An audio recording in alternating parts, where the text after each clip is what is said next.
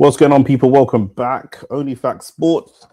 You know the vibes, man. We're here for another boxing match, another big boxing match. Bam Rodriguez against Sebastian Vargas. Listen, Shane's going to be joining us very soon. I was just watching the World Cup game as well. You know the vibes, man. World Cup vibes, bro. Which I'm saying we're going to be going live for some of the World Cup games. But yeah, man, we're here. Cardenas is fighting right now. Cardenas is fighting Martinez as it stands. And Shane is going to be joining us very quick, very soon. Drop a like on the video as you come into the channel. You know the vibes. We're still the only people in the UK bringing you, man, top level American boxing, bro. The only people in the UK that do this. Shout out to you, Ahmad. What you saying? Who you supporting in the World Cup, blood?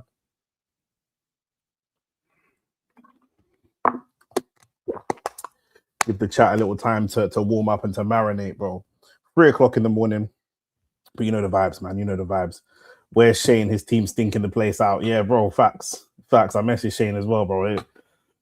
That was an ugly performance from Brazil. A very ugly performance from Brazil. I can't even lie, bro. I can't even lie. We saying they should have had Cunha up top. Some man was screaming for Mateus Cunha up top. Like Shane said he's going to be here in 2 minutes. But for now, we're just in round 3 of Cardenas versus Martinez. Shane's covering the fight from home. We're both going to be from our respective houses instead of him coming over today. Let me just get my laptop straight. You know, like that. But yeah, bro, Brazil stinking the gaff out, bro. Stinking the gaff out. Big man thing. We're in round 4 right now for Cardenas versus Martinez. And of course, we got the main event as well. What are you saying? Well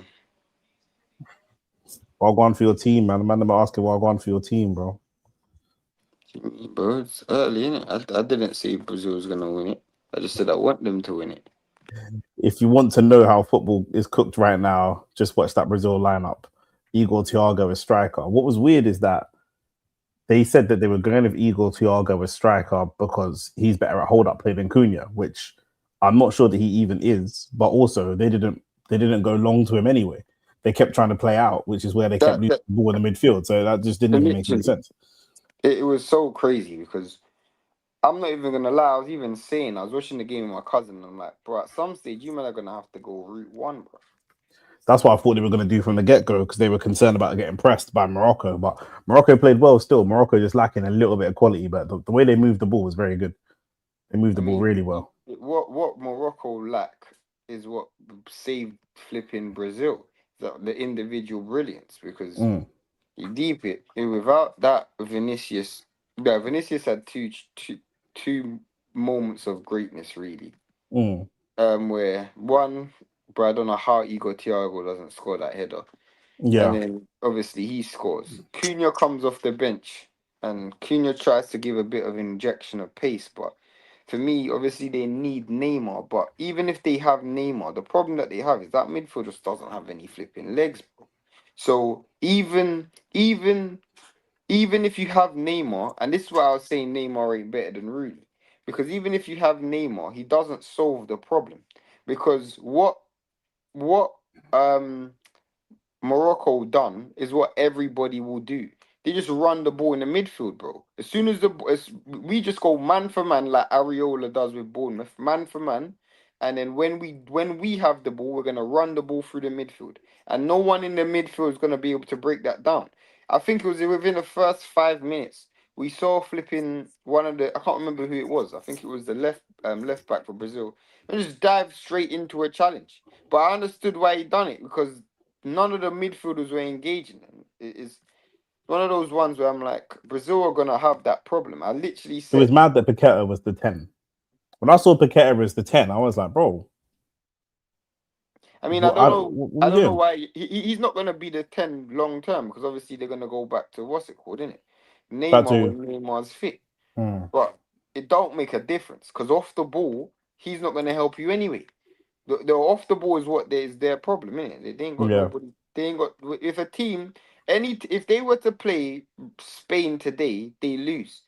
Olmo, Gavi, Pedri, Rodri, even if it's Zuba, bro, no matter who's in that midfield, they're gonna just run the ball. Yeah. Yeah, it's a leaky midfield there still. Literally. You're just literally relying on your wingers. And Now, what did Klopp say? What's Klopp's comment? nah, I didn't even see Klopp's comment. You might hit the subscribe button and like the video as well. I see Bear Man do the Tommy Fury fight and the Eddie Hall I was fight. I was never I was never covering that. That's what I'm Uh, like, bro. But you lot aren't doing BAM. You lot are disgusting for doing to call you lot yourself a boxing channel, bro. Seeing big boxing channels. I Cardenas is actually fighting spoke right to now as well. Sean Noakes today.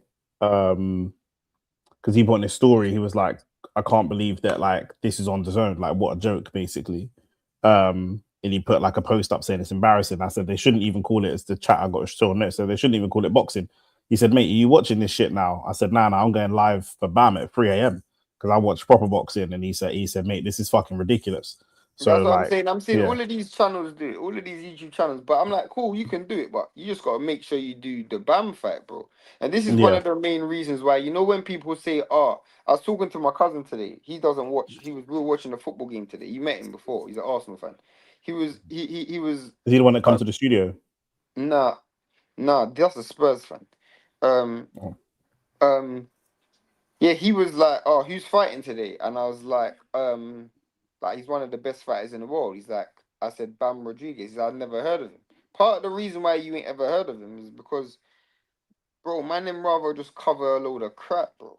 You know what I'm saying? Like, you'll never see me The cover thing that is, crap. the thing is, you're not gonna understand. I get like DJ Mikey saying these men do what gets them views and stuff like that. I hear that. Like that, you know what I'm saying? Every in YouTube we get views, whatever. But that's all fine.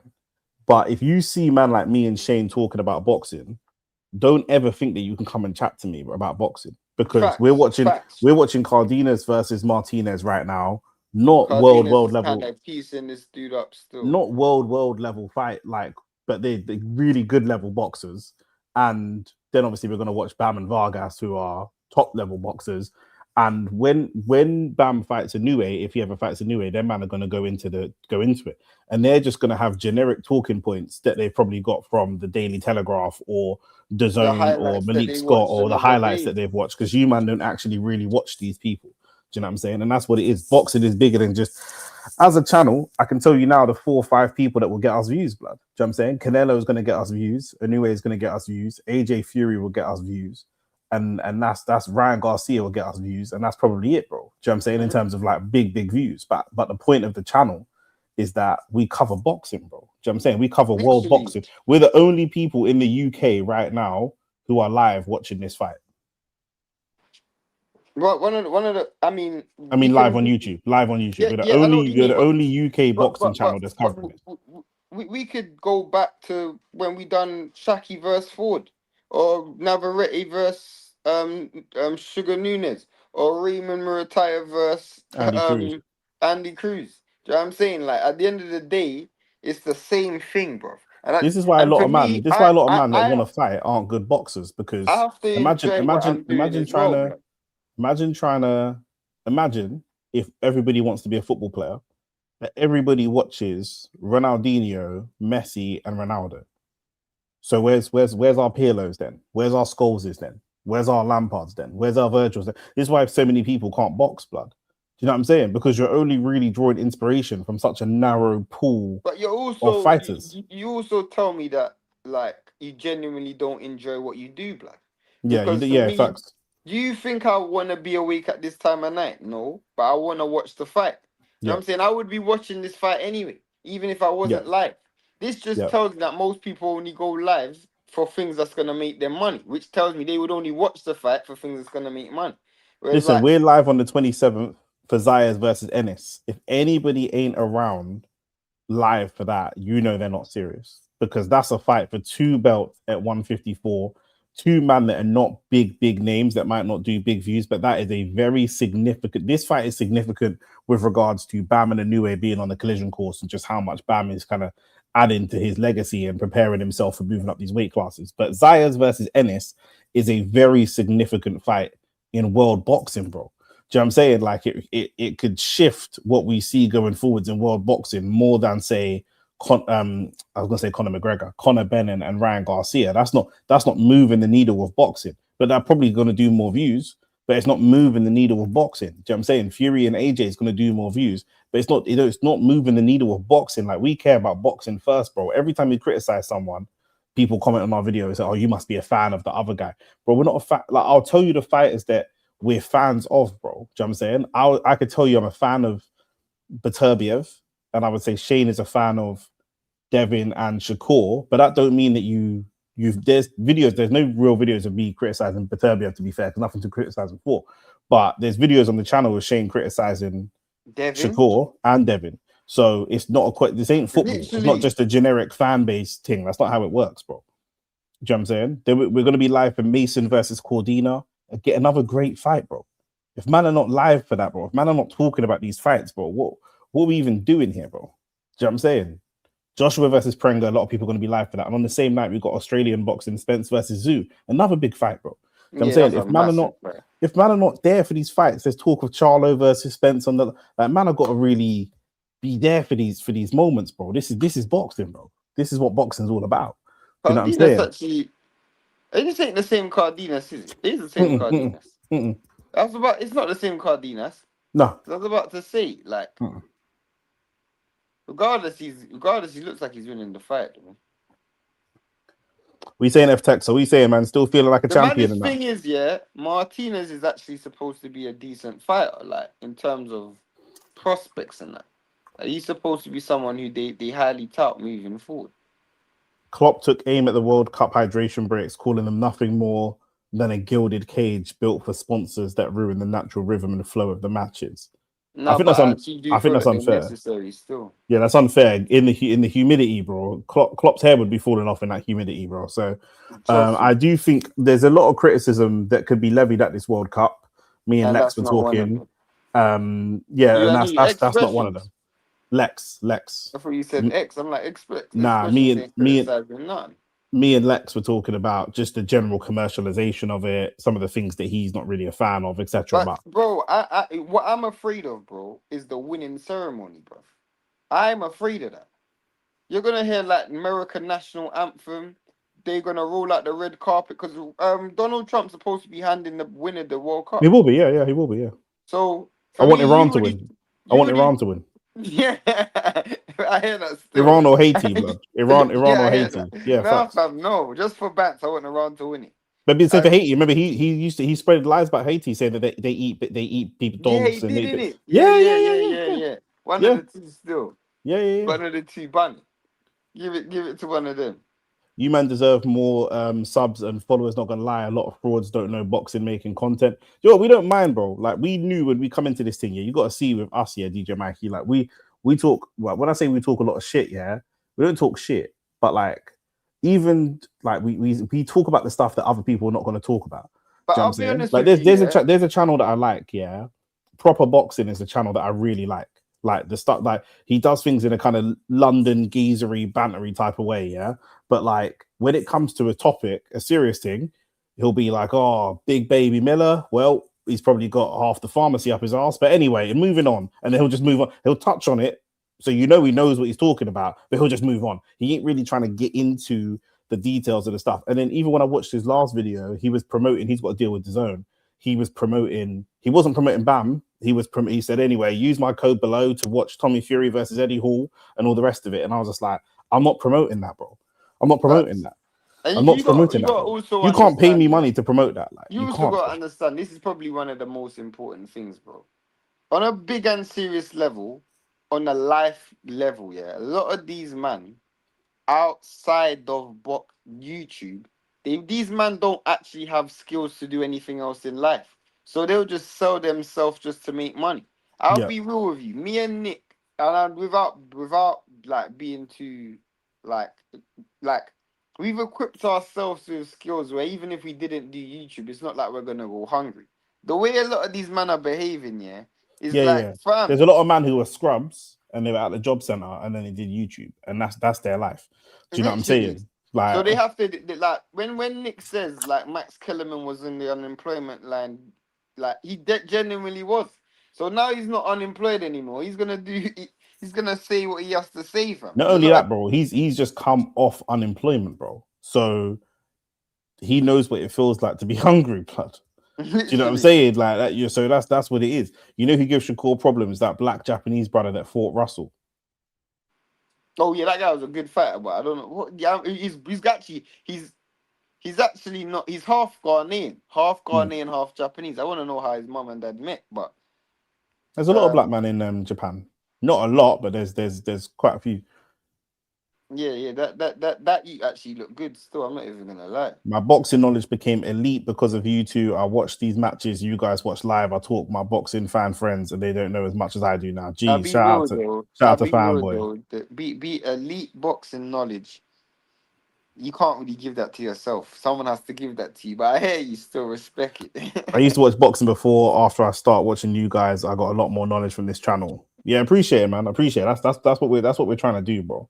You know what I'm saying, and the proof is in the pudding, in it, because when we talk about fights, a lot of the time the things that we talk about happen. You know what I'm saying, and even in Yeah, the like business side, I'll give in you the a. business side, the stuff happens that we say is going to You happen man hit the because like button, subscribe to the channel. If you're watching this, we subscribe to the know channel. boxing in. But We're probably one of the only channels that focuses on boxing in and outside of the ring. I will say one thing, yeah. Like Nick has a degree in psychology, but he has a degree in psychology. One of the things I think I need people to understand, Nick is probably way further detached on a personal level than I am. Like Nick actually doesn't spend time around fights. He wasn't a journalist. Like he doesn't spend time around fighters. His ability to predict what people do based on just their character is, you would think Nick's been around these people. In this week's podcast, yeah, I would say I know way more about Devin Haney's career than Nick does. Just because I know people who used to Yeah, train yeah, you Devin. do this. I've been You do following this. Devin's career for so long. Yeah. Nick makes a statement which is, I need people to understand also, we film this show normally on every Wednesday. This week we filmed on Tuesday. The news about Bill Haney and Devin Haney agreeing to the fight at 144, that news came out on After Wednesday the podcast. after the podcast. In the podcast, Nick was like, knowing Devin Haney and Bill Haney, they probably accept the fight at catchweight. I say, nah, them man ain't doing that. Bill Haney's just playing with him. Literally the next. That's why it was so easy for us to come up with, because we ended up talking about it in the And video. 100 million. And a few months ago, a few weeks ago, or maybe a couple months ago, Nick was like, "Bro, the only way Devin Haney signs his offer is if they offer him 100 million. We're hearing a multi-fight deal that's worth over 100 million. Again, I'm just like, these are just things that we're able to preempt what people are, what topics in advance, and just talk about it, and they find a way, because we don't actually film the day the news comes out. We kind of Yeah. preempt a lot of stuff. But This is a Nick, burner. Nick This is a burner, says facts, because when Nick predicts Tyson Fury's actions, it happens. Yeah, but Nick does this He's the all the most time, bro. predictable. Nick has as I said, Nick has a degree in psychology, so he literally tends to like understand people's behavior and character. Especially the bigger fighters, like the smaller fighters, and this is why the bigger fighters are sometimes a bit more compelling, because the smaller fighters are a lot more unpredictable because there's less game tape of their character. Wait. What? He was defending Shakur the whole stream. What was he saying what was he saying? How do you defend Shakur Stevenson? How do you defend that? I can tell you what Rance is going to say, because I know Rance. He's going to say, but he beat these brothers anyway. That's his only What defense. was he When he saying, Ahmad? What was he saying? Because I need to understand it, yeah? How a man says, if we called Devin literally asks him, if I say 144, do we have a Oh, fight? these two are getting, Ahmad and Samson are getting onto we're getting onto Shakur. You have to get onto him. You have to get onto him. The dude, Devin Haney asked Shakur Stevenson, if I agree to 144, do we have a fight? You say yes. Devin Haney says, cool, we'll fight at 144. You then say, after you see Keyshawn go mad, you say, I'm only going to fight him with your blessing. What are we doing? Is this tag team fighting? What are we doing? Like, what are we doing, bro? How are you talking about fighting the next man with your blessing? What are you talking about? Name me the last time you saw a world champion ask another fighter for a blessing before going into a fight? Who isn't a world champion? He's not even a world champion. This is the, and you know why I have to cook Shakur, yeah? And I like Shakur. Why I have to cook Shakur is because he's done this twice. He said to Shaki, I'm only gonna fight you if you fight Ford. What kind of crap is this? You know what he's moving like? You ever watch Hitman? Yeah. You know Hitman when he just sends them, you know the big boss, he just sends man out to fight Hitman. Yeah. Man's moving like that big general. I'm like, bro, what are we doing? Like I What said are to you we on the doing, show, fam? Shakur is currently, right now, in the space of a week, calling out people at 3 different weight classes, and none of them are at the weight class that he's at, and none of them is he asking to go and fight at the weight class that they're at. He's calling out 3 different people across 3 different weight classes, and he's asking them all to move around. Like, come on, bro. No layers. When you say you man ain't believing this Devin Haney crap, or I don't know what you mean, because it's not about belief. This is not belief. I'm listening to what Shakur Stevenson said. I'm not. It's not a belief thing. This isn't something I can't see. Shakur Stevenson said it himself. He said that I'm not fighting him without your blessing. I don't understand. As a full-grown adult, you need a blessing for another man to do your job. But also, as much as man don't like Devin, we've never seen Devin operate this way. He didn't call out Haney. He responded shot calling him out. But it don't make a difference. That don't make a difference. The point is, he said, regardless where the conversation started, he said he was trolling after that Keyshawn tweet. The thing is, you can say that, but he's been trolling about Keyshawn for about 4 years, blood, because these men have had some type of relationship. At the end of the day, the reason why we're in this situation in the first place is because you two won't fight each other. He might have been bantering about the blessing thing, but if he's bantering about the blessing thing, the banter only works if he's aware that there's already a narrative around that you're asking you man are doing side bets and this and that and all the rest of it, bro. Like, I mean, otherwise that wouldn't be banter, would it? That wouldn't make any sense. I don't understand how Keyshawn Davis, like, because you lot won't fight each other, that's why we're in this situation. That because you lot won't fight each other. Because at the end of the day, if you lot fought each other, you lot been at the, like, one thing Keyshawn Davis said was, Shakur Stevenson isn't at your weight class. It doesn't matter because Devin Haney actually said, Shakur Stevenson offered the fight at 44. But let's say that's true. You and Shakur's been at the same weight class twice. You ain't fought each other. So it doesn't make a difference. You ain't fought each other once. So if you're vexed about a man taking your fight, fight him. Fight him, bro. Also, away from the weight and all the rest of it, yeah, man don't like Devin. We already know that. We've not seen Devin accept a call out and not fight somebody. Ever. At any weight, bro. Donnie goes up a weight. Devin has been undisputed at a weight class. He's unified belts at a weight class. He's dethroned champions at different weight classes. This guy consistently goes and picks the hardest fights, bro. After he got dropped 4 times against someone on steroids, he went and fought a guy that was a knockout artist, bro. Coming off knockout of the year. So when I'm looking at how Devin maneuvers in his career, and I'm looking at how if these were 2 men on road, and they both said they wanted to fight each other tonight, right now, I'm trusting that Devin is more serious than Shakur based on how they conducted their career. Can I address this no layers? This is where yeah, I actually have to say you're actually I'm gonna be respectful. I think No Layers was trolling. I think he was trolling us last time, so he might be trolling at the moment. The reality is, Keyshawn is the #1 contender for the WBO at 147. After they've called him out, and now all of a sudden Devin wants to fight Shakur at 144. Look, No Layers. Who is a better fighter, Keyshawn Davis or Shakur Stevenson? That's what I want you to tell me. Who is a better fighter, Keyshawn Davis or Shakur Stevenson? That's no layers. Your next response, unless you respond to that question, it should either be Keyshawn Davis or Shakur Stevenson.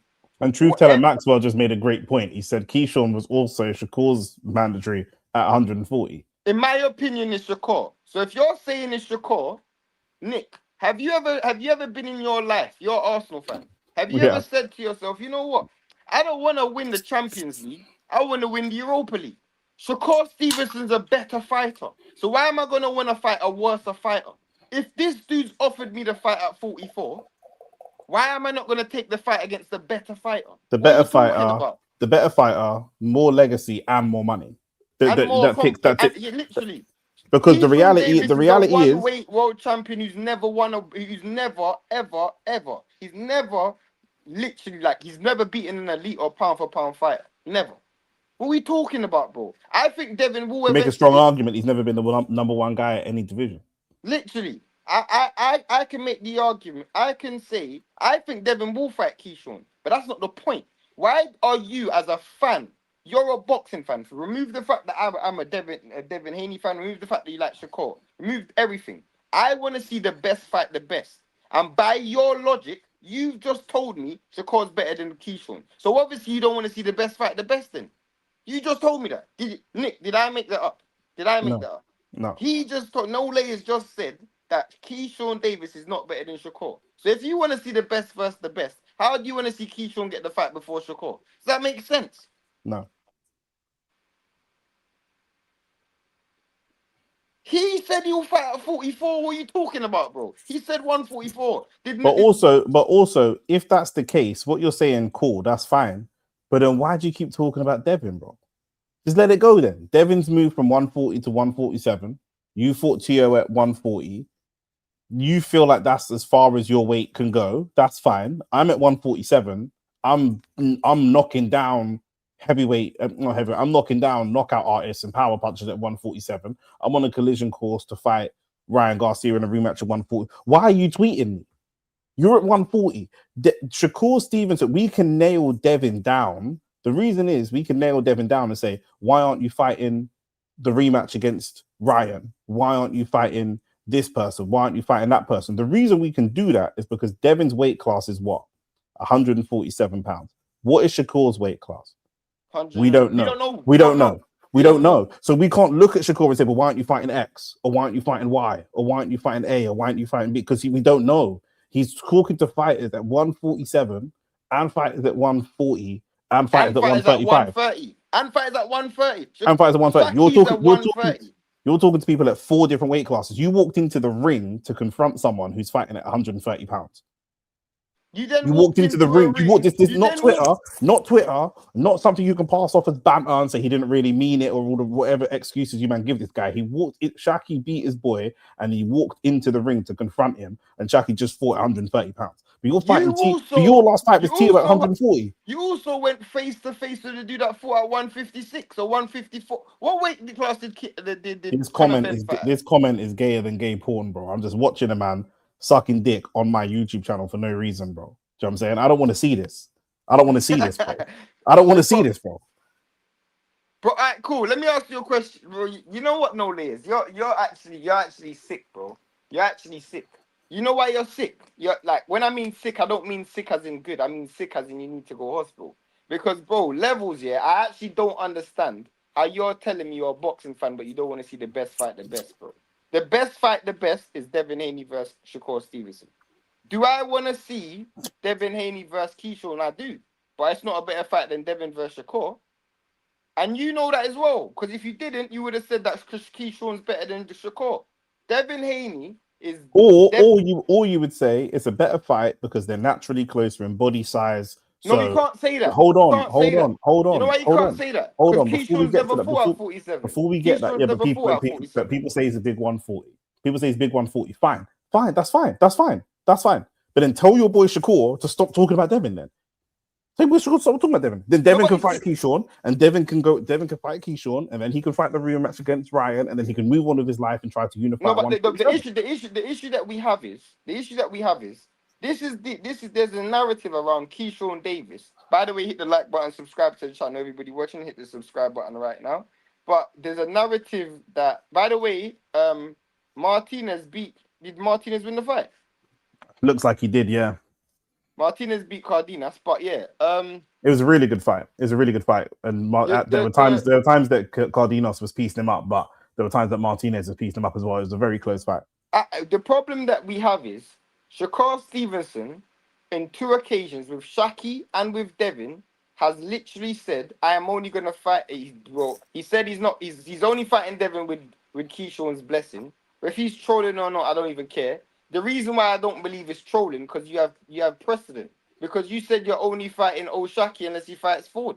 So basically, You do this all the time. you do this all the time. You do this all the time. Yeah. You do this all the You do this time. all the At the end of the day, you can't tell me that Keyshawn Davis and Devin Haney's at the same weight class because Keyshawn Davis has never fought at 47. He's never fought. His last fight was against Albright at 40. He's never fought at 47 before. Neither has Shakur. The fight between Devin and Shakur at 44 is a bigger fight than Keyshawn and Devin at 47. I don't care what anyone wants to say, bro. And it's a better fight as well. Okay. Respectfully, you said, nah, the best option is the Haney fight for sure. Respectfully, don't talk. Because if that's the best fight, then I don't want to hear anything else, bro. Because you man are in the Shakur business. I'm in the Shane business. Nick is in the Nick business. I want to see what the best fight is. You're in the Shakur business, part of the Shakur witness protection program, because you man are protecting this dude at every chance you lot get, bro. Jay Prince must be funding you man's YouTube channels, blood. Literally, I don't understand. What's going on? What are we doing? Man said going from fighting a nurse to fighting a pound for pound fighter. It's a jump. I'm not, and Keyshawn's not doing anything wrong. Don't get it twisted. I'm not saying Keyshawn's doing anything wrong. He's not doing anything wrong now, but what he's done wrong is in the past. And because he's done wrong in the past, it's biting him in the ass now. Because you made yourself the little brother to Shakur. You made yourself the little brother to Shakur. So now when you talk, but you know what I'm saying, you're Arthur Shelby, but when do you know what I mean? When Tommy Shelby talks, man, don't listen to Arthur. Do you know what I'm saying? So that's just what it is, blood. You made yourself the little brother, and now when the big brother talks, he can supersede you. If he really loved you, if that was really your guy, and you're out there pushing, Keyshawn's pushing for the Devin fight, then if that's really your brother, he just back off. He's taking shine away from you. Keyshawn should have never said I won't fight Shakur. The truth is, what you should have done was you lot should have said, yeah, we will fight, but just not fight. You know what I'm saying? You could publicly saying that you lot won't fight each other has done you lot more harm than you lot if you lot just didn't. Or Keyshawn should have stayed. If you didn't want to fight him, you should have stayed in his gym. We can't fight. We have the same trainer. We have got the same team. Now you've left to be your own man. You're running out of reasons not to fight each other. But you're both looking to fight me. Both your last fights were at 140. You're two of the top guys at 140. I'm at 147. Neither of you at 147. Shakur's even admitting he would struggle to make 147. But you're both talking to me. This don't make sense. I'm from West. It's the same I'm from West, and two man from South are beefing about who the biggest Donny is in South. But you're talking to me, and I live in West. So just sort out South. You know what reminds me of? When Teofimo Lopez and Richardson Hitchens was ganging up on Devin. Yeah, you lot in the same weight class. You lot in the same weight class. What are we doing? And there isn't my weight class. Literally. You are both at 140, and you're laughing about me. With a belt, and you don't want to fight each other. This is like seeing Boots. This is like seeing Zayas and Fandora laughing at Carlos Damas at 160. Fight each other. Why are you talking to me? Literally. Why are you talking to me? Fight each other. So I don't know, man. I don't know about that. You know what I'm saying? WB are about to order this fight between Key and Dev anyway, so Dev better not vacate the belt. I don't think Devin Haney will vacate the belt. He might vacate to fight. He might vacate to fight Shakur, but the truth is, I don't think Devin Haney's against the Keyshawn Davis fight. I think what people need to understand is Cardenas won that fight, by the way. Devin Haney wants a certain amount of money, and the amount of money that he wants, he ain't gonna get from the Keyshawn Davis fight. That's why he wants. That's why before even the 144 talk was, we will fight Keyshawn if Shakur's name's attached to the contract. Because Keyshawn don't generate enough money, that's the only reason why he ain't taking the fight. But if you lot actually think, I'm not saying Keyshawn could actually beat Devin. Keyshawn's a good fighter, but if you lot think that Devin Haney is afraid to fight Keyshawn Davis, you lot just dumb, bro. Because Devin Haney, and that's one person I can't say. We've seen Keyshawn crumble under the lights, bro. We've already seen Devin Haney accept a fight to fight Boots, bro. Why would Devin Haney be afraid to fight Keyshawn? That doesn't make sense to me. His first fight at 47, when Turkey offered him the fight, he accepted the fight against Boots.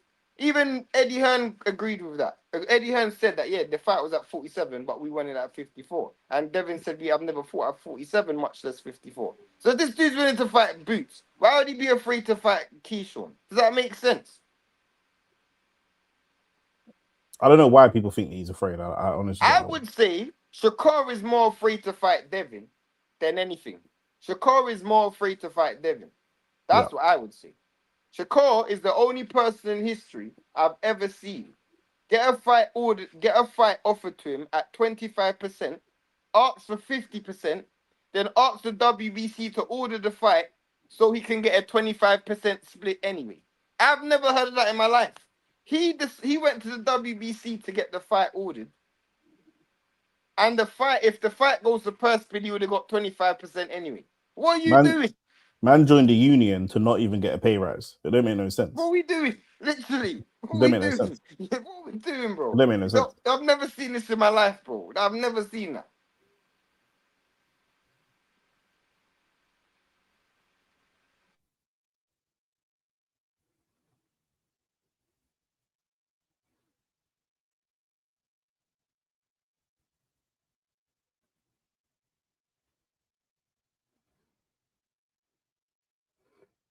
Be good to see Diego Pacheco fighting.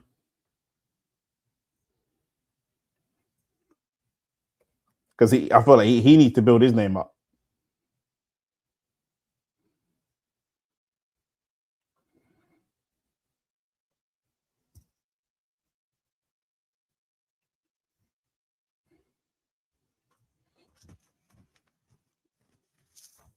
You know what I'm saying? Pacheco ain't got the profile of the other fighters at his weight class.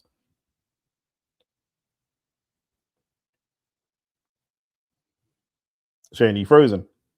Oh, Shane's gone. Shakur ain't scared of Devin. He's been cooking Dev his whole life. It's documented. That don't mean anything. Except the fight then. You know what I'm saying? I'm only going by what people do in the world of professional boxing. I'm not going by anything else. Do you know what I mean? So exactly. That's my thing, bro. Do you know what I'm saying? You're at 140, and the reality is he can't make the money at 140 or at 135 or even at 130. You know what I'm saying? That's why he's tried to move through these divisions and go from I want to fight Tank to I want to fight Devin. He's going for the bigger names and obviously Tio in the middle. Do you know what I'm saying? So that's what it is, bro. Do you know what I mean? Except what fight? There is no offer. He said I'll fight him at 144. Let's wait and see if Bill sends him some paperwork, blood. But he got offered the fight for 25% before. He literally got offered. He turned it down. That's documented. You want to talk about documented? It's documented. Shakur turned the fight down at, 140? I think it was at the time. And he was at 135. And he offered him 25%. And that was for undisputed, by the way. That was for undisputed. Do you know what I'm saying? He offered the fight to him for undisputed. Do you know what I mean? And he turned it down.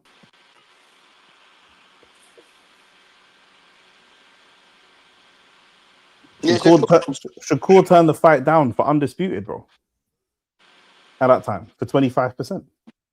And then he said, I'm just going to go to the WBC to get them to order it because he turned down the 25%. Forgetting that if the WBC didn't turn it down, he went the mandatory route. That's turning down the fight. That's the same thing. I've offered you the fight, and you've gone and if I tell you to meet me at the front of the building to fight me, and you call me and say I'm at the back of the building, you haven't come to the front of the building. I've offered you the fight. No, but no layers. What you're failing to understand is he turned the fight down because he was offered 25%.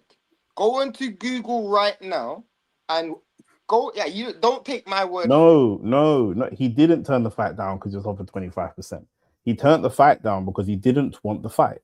He had to come up with an excuse. He had to come up with an excuse. No, wait, he had to come up with an excuse. Wait. One second. Go on. The reason why I'm saying that is because I'm using no layers argument. He turned the fight down because he wanted 25%. This is no layers argument.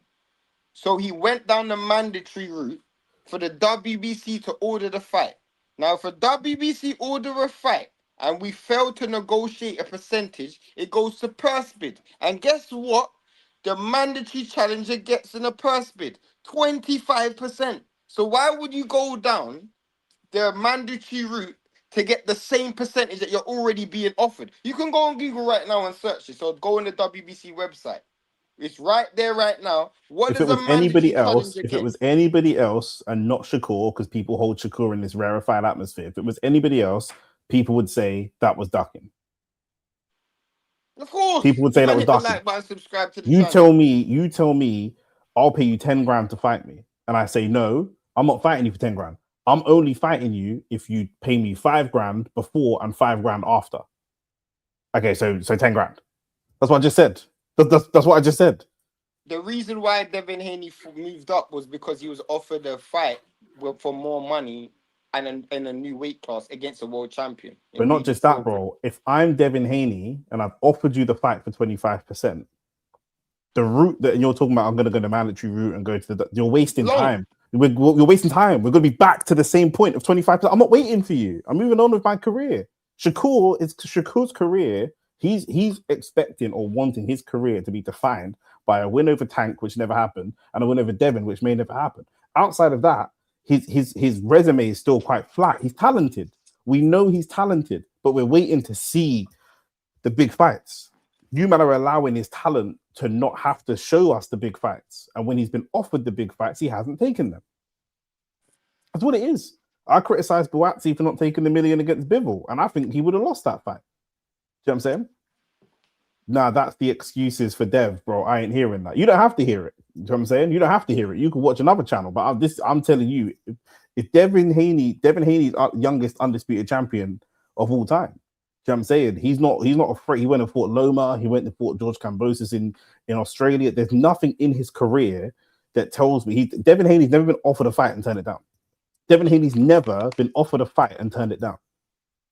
Other than the Rolly fight. Apart from Rolly, which is very recent. Before that, he's never been offered a fight and turned it down. I've seen Shakur offered fights and turned it down bare times, bro. Or come up with some dumb excuses. But at the end of the day, let me ask you no layers. Why are you not addressing my mandatory point? Why are you not addressing that? Why are you not addressing the fact that Shakur Stevenson got the fight ordered for the same amount of money that he turned the fight down for? Why don't you? And how long would that process have taken, Shane? Maybe 3 months, 2-3 months. Yeah. For us to be in the same place. Name one time Shakur turned down a fight. We just named it, bro. Are you done? We just named it. He was offered 20. Bro, you can call it whatever you want. If me and you start arguing now and I say, come meet me outside the station right now, I'm on the high street, come meet me outside the station. If you do anything other than come meet me outside the station, I'm turning down the fight. If you tell me I'm at another station or I'm with my baby mum right now, you're turning down the fight. Are we fighting or not? That's all I want to know. Are we fighting or not? Do you know what I'm saying? And at the end of the day, you got to understand, at that time, Devin is the undisputed champion, bro. At that time, Shakur was not Shakur now. Shakur was not Shakur now. Shakur didn't have the name that he has now. Shakur didn't have the TO fight at 135 yet. Yeah, he hadn't even fought 135 yet. Do you mean? So this is a big opportunity for him. Bet me all right, cool. Mandatory was not going to be the same money. Nick, what does? In fact, I'm going to read it right now off the WBC website. WBC what?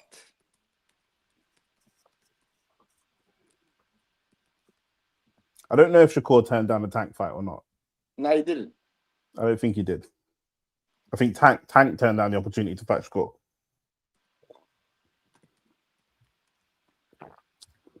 No layers don't understand how boxing works. There's no point you even doing this. WBC purse bid, the mandatory challenger is guaranteed a percent. This is off the WBC website. I'm literally reading it right now. In a WBC purse bid, the mandatory challenger is guaranteed a percentage between 15% to 30% by the winning bid. 15 to 30. Generally speaking, it's 25%, but in specific situations, it could be 70-30. So a maximum will be 70-30. Now that's a WBC champion, not an undisputed champion. So you probably could have got less than 25%.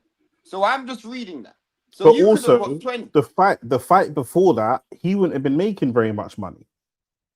Do you know what I'm saying? And if he goes and beats Devin and moves up and becomes undisputed champion, and Shakur's younger than Devin, right? He's older than Devin. Oh, is there? Okay, cool. He goes up and becomes undisputed. He could easily start commanding much bigger paychecks going forwards. Who are we talking about? Yeah, facts. Thank you very much, Truth Teller Maxwell. I forgot about that. Kate was coming off the fact that he was losing. He lost his belts on the scales at 130. I won't forget that. So it wouldn't have been 25%. It would have been 30%. If No. that stop. Don't respond. If that is what you heard from what Shane just said, then that explains why we're having a miscommunication and this conversation's finished. What happened to Loma return? Because you can't argue with stupid. Do you know what I'm saying? If I've read something to you and if that's your genuine takeaway, either you're trolling or if that's your genuine takeaway, then there's no point us trying to have a discourse. Yeah, you're actually intellectually challenged. Do you know what I'm saying? So that's just what it is. I mean, you need your dad to rub a rabbit's foot or something, sort something out for you. What happened to Loma returning? Bro, I have no idea. Shakur will probably fight him. I don't know, bro. I don't know. Apparently he's supposed to be fighting Navarrete, which I hope Navarrete wins still. That'd be a good fight. I think Navarrete needs a big name to like really, because no one's talking about Navarrete versus Oshaki Foster, which is a unification at 30. Yeah. No one's talking about that fight. That fight's a big fight. But you might hit the like button, subscribe to the channel whilst you're in here. We're gonna be live for the BAM fight, which is about to start in. I want to say 20. Did Devin offer Lomachenko 25% or was it just Shakur? Devin Haney didn't offer Lomachenko a fight. Lomachenko, he had a free fight deal with Top Rank, and in his third fight, Top Rank offered him a fee. So yeah, that answers that question. He didn't have a deal with Top Rank after that. His third fight was Loma. So when he had the 2 fights with Kambosos, he had 1 more fight left, and that fight, Top Rank offered was he was already contractually obligated to 1 more fight, so he had to do the fight with he didn't have any leverage to actually get a percentage. He already negotiated a fee based on 3 fights to get the Kambosos fight in the first place. So again, you can't when it comes to boxing, bro. But if you're asking us that question, then you obviously weren't around at that time. Literally. And you obviously don't know boxing, or you don't know Devin's career, which explains why you think that Devin's ducking Shakur. Because, like I say, we've seen Shakur. There's 2 world-class fighters, fringe world-class fighters that Shakur outright has told us he's not going to fight. If you were around, then what are you asking? Do you know what I'm saying? It seems a weird question to ask. Do you know what I'm saying? He's already told us he's not going to fight Raymond Ford. Okay. He's pretty much told us, or him and Keyshawn keep going back and forth on whether or not he'll fight Keyshawn or whether or not he won't. He told us he won't, but Rance tells us he will because Rance seems to think that he knows Shakur better than Shakur knows Shakur for some reason. Do you know what I'm saying? So I don't know what connection they've got going on. But do you know what I'm saying? That's 2 men that's in and around your weight class that you won't fight. There's nobody in and around Devin's weight class that he won't fight. Literally. Do you know what I'm saying? So that's what it is. I go by actions. Do you know what I'm saying? You seem like the kind of man that believes that the stripper really likes him. Do you know what I'm saying? I just go by the actions of what's happening. Like, do you know what I'm saying? I see Devin step up to weight classes and fight whoever the champion is at the time. Do you know what I'm saying? And that's just what it is. No, because you're so, bro, are you actually dumb? When a fight, bro, honestly, like, all jokes aside, yeah, like, no layers, I actually feel like you're not using your brain. If I negotiate a free fight deal with a company, once that 3rd fight is over, I then don't have no fights after that. So the fight's over. So his negotiations with Shakur is different to his negotiations with Loma. Because Loma is with Top Rank, Devin Haney is with Top Rank. Devin Haney and Lomachenko was offered to Devin as his 3rd fight. I have to give you a fight. So if I have to give you a fight, I could. Devin's basically being brought in as like an opponent at that point. Well, at the end of the day, I have to give Top Rank 1 more fight. Yeah. He could have made that fight anyone, but they offered him the Lomachenko fight. He's like, cool, I'll take the Lomachenko fight. There's a difference between being the person who received the offer and being the person who gives the offer. If He I said got he just realized that Shakur shit was after Loma. He's only just realized that right, now. but that's what I'm saying. You're not Then you around, weren't bro. around at the time. You How weren't can you? around, bro. If I, Nick, It was if like me and you, if it's me like and you it's get a like a free very fight, big it's like a very big talking point in world boxing at the time. It's like not realizing that. Do you know what I'm saying? Messi came after Maradona. Like, do you mean if you were around at the time, you would know the order of events, bro? Do you know what I'm literally, saying? like Nick, if me and you got offered to do free live streams, let's say Errol Spence, Jaron Ennis and Jaron Joshua. Ennis, and Anthony Joshua, and we get a certain fee for that. That third fight, the first two fights might generate bare money. But because we're already in a free fight deal, we can't negotiate that third fight. It is what it is. We gotta take it in it. But Yeah, best believe that full fight's gonna be on my terms. When we yeah. do that full fight and I leave that fight, I'm gonna do it If you on win the my third terms. fight, yeah. Literally. So Because when Devin weren't Devin the Haney Devin beats because Devin. This Lomachenko, when I say Devin got basically brought in as an opponent, no one was expecting Devin to win that fight, bro. No one well, was expecting definitely Devin to win not that fight. top rank. Devin ain't a top boxer. Okay, well, this is what I'm saying. This point, I don't know why you keep going back and forth with man, bro. You know what I'm saying? Because what we doing? Yeah. Devin's not a top boxer. The youngest undisputed champion of all time. He's getting in the youngest undisputed champion in the world when he Freeweight became world undisputed. champion. Freeweight world champion. Consistently go like unifying divisions before he moves up. Shakur's never unified a division. He's never undisputed the division. Never undisputed a division. He's unified in one division, and he doesn't even know what weight class he is. Now. He don't even know what weight class he's in right now. So let me ask. I want to ask you a question. If you don't want to see Devin versus Shakur, who do you actually want to see Shakur fight? Because you don't want to see. You can't. It don't matter though. It don't matter. It don't matter. Can't say Shaq. It don't matter. It don't matter. It don't matter. It don't matter. Because they could actually watch Shakur. But bro, these men could watch Shakur fight Josh Padley and just gas him. They'll watch Shakur beat Josh Padley and be like, "Raw, do you see how Shakur came forwards? Devin don't do that. That's amazing." Like, bro. Okay. No, but the reason I want to know that is because they can't say they want to see Shakur fight Shaki, because the argument of why they don't want to see Devin versus Shakur is because Devin's too big for Shakur. Shaki just fought at 30. Look at his comment. He said the complete opposite earlier. He beat Kambosos for one fight. You actually like he undisputed and beat everyone. But bro, undisputed is undisputed, bro. Crawford is undisputed at 168. He didn't beat everyone at 168. He was undisputed at 168. Literally, he beat one guy, but that's undisputed is undisputed, bro. You know what I'm saying? Arsenal won the league, blood. That is just what it is, bro. Man is just bringing up corners. It don't matter, bro. Winning the league is winning the league, bro. And not to mention, the only reason why he didn't beat everyone at the time, because the only person that was there for him to fight other than Lomachenko and Kambosos was Teofimo Lopez. But the reason why he didn't fight Teo, because that fight was pretty much confirmed, was because Teo lost to Kambosos. That's why he didn't fight him. If Teo didn't lose to Kambosos, then he would have fought Teo instead. But Teo lost to Kambosos, so I just fought that guy instead. And then you're saying but he beat Canelo, but Canelo's washed blood. Do you know what I'm saying? Like, there's a bunch of man now. Now fucking Crawford's gone. Man, do you know what I mean? Man don't know what Canelo's gonna be. This is a burner baby.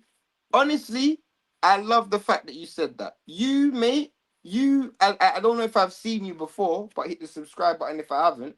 This is the point. You have comment of the day. I want to see this as well. Ain't washed. I want to see this as well. I want to see him unify. But the issue is, Shakur don't want to unify. Because have you ever heard him call out Dalton Smith? Have you ever heard him call out Anton Russell? Did you hear him call out Richardson Hitchens when Richardson Hitchens was there? Those are the dudes who had 3 belts at his weight class. This is why he doesn't. This is why he doesn't. This is why he don't commit himself to a weight class, bro. This is why he don't commit himself to a weight class. Do you know what I'm saying? Shakur don't care about belts. So what does he care about then? But he cares about Keyshawn. That's what he cares about. He cares about Keyshawn and Ray Foster, blood. Did he beat Keyshawn's mum? Lie, bro. Man has to ask permission to fight. You must have to ask permission to do with your gal. Ask permission to spend money. What are we doing, bro? This is ridiculous. But Well, yeah, Dalton let's Smith talk has a about. fight, and Russell said he wants to fight Shakur last, and Hitch's just moved up. Russell said he wants to fight Shakur last, but that doesn't. That I didn't hear that. I said, what? When did you hear Shakur call them out? I didn't ask you what. I didn't ask you that. I said, did you hear Shakur call them out? That's all I asked you. I didn't ask you about You're what big. they said. Some fight for belts and some fight for money, but Shakur ain't got Devin money. Devin's got more belts and more money. So what are we doing? Do you know what I'm saying? It don't make sense. It don't make sense, bro. It don't make sense. What man is saying don't make sense, bro. Shakur obviously cares about money because he's always talking about. Shakur's only had one major fight, and that was Teal. Devin's had like 3 major paydays, at least. But yeah, let's talk about We got Bam. Bam. Yeah, man. Ahmad was asking earlier, is there any real way that Vargas can actually win this fight? Yeah, of course, 100%. 100%. Vargas has got decent power for his weight class. Vargas is the bigger and I would believe stronger fighter.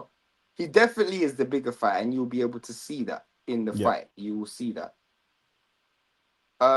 This is a great fight and great matchmaking because it's actually one of the fights where you'll be able to physically see how Bam deals with someone bigger than him. I actually don't think Vargas is that far off a new size. He actually might be slightly bigger. So that's one good thing that you will see in this fight. Vargas has to impose his size. He has to impose his will. But obviously he's gonna be at a massive skill disadvantage. And skills pay the bills in this sport, you know. And it's not even like a fractional skill disadvantage; it's a massive one. So yeah, we have to look and see how that goes. Just looking at his record, he did lose to Cardenas. I'm trying to work out if that's the same Cardenas that just fought now, but I don't think it is. Anyway. This Mexico's just got bare Cardenases, bruv. Yeah, trust me. But shout out to Eddie Hearn, because I'll be real. One thing I realized about Eddie Hearn, which he does really well, is like he's the only one who could put on like a all black card, like, and then put on a all Mexican card, put on an all British card. You know what I'm saying? Yep. Like, and the way he's marketed this fight was really good because obviously it's in Arizona, and there's a lot of Mexicans, Latin people, and Mexican fans there, but he's also done it at the right time because of the World Cup. Yeah. And Mexico being in the World Cup, he's done it at the time where there's as much eyes on traveling fans as possible. International sport in general. The way he marketed the fact that Bam's from San Antonio, where San Antonio's in the playoff final. So he's done it the weekend of the playoffs in San Antonio. That's really that's genius. Do you know what I'm saying? Like, to put that fight on the weekend of playoff final. Bam, I saw like promotional video pictures with Bam and Wemby. Wemby, and stuff like that. Yeah, I'm saying that just showed. Remember, he's not from America, so to understand culture like that, that's a really, really good, like, that's borderline genius still. Yeah. Scotland are clamping, man. Oh, don't tell me that, man. Scotland were winning 1-0 still. Yeah, I know, I saw that, but what's happening now, bro? How are they saying, or what are they just clamping with fouls and that, bro? Fucking but John it's 96 bro. minutes.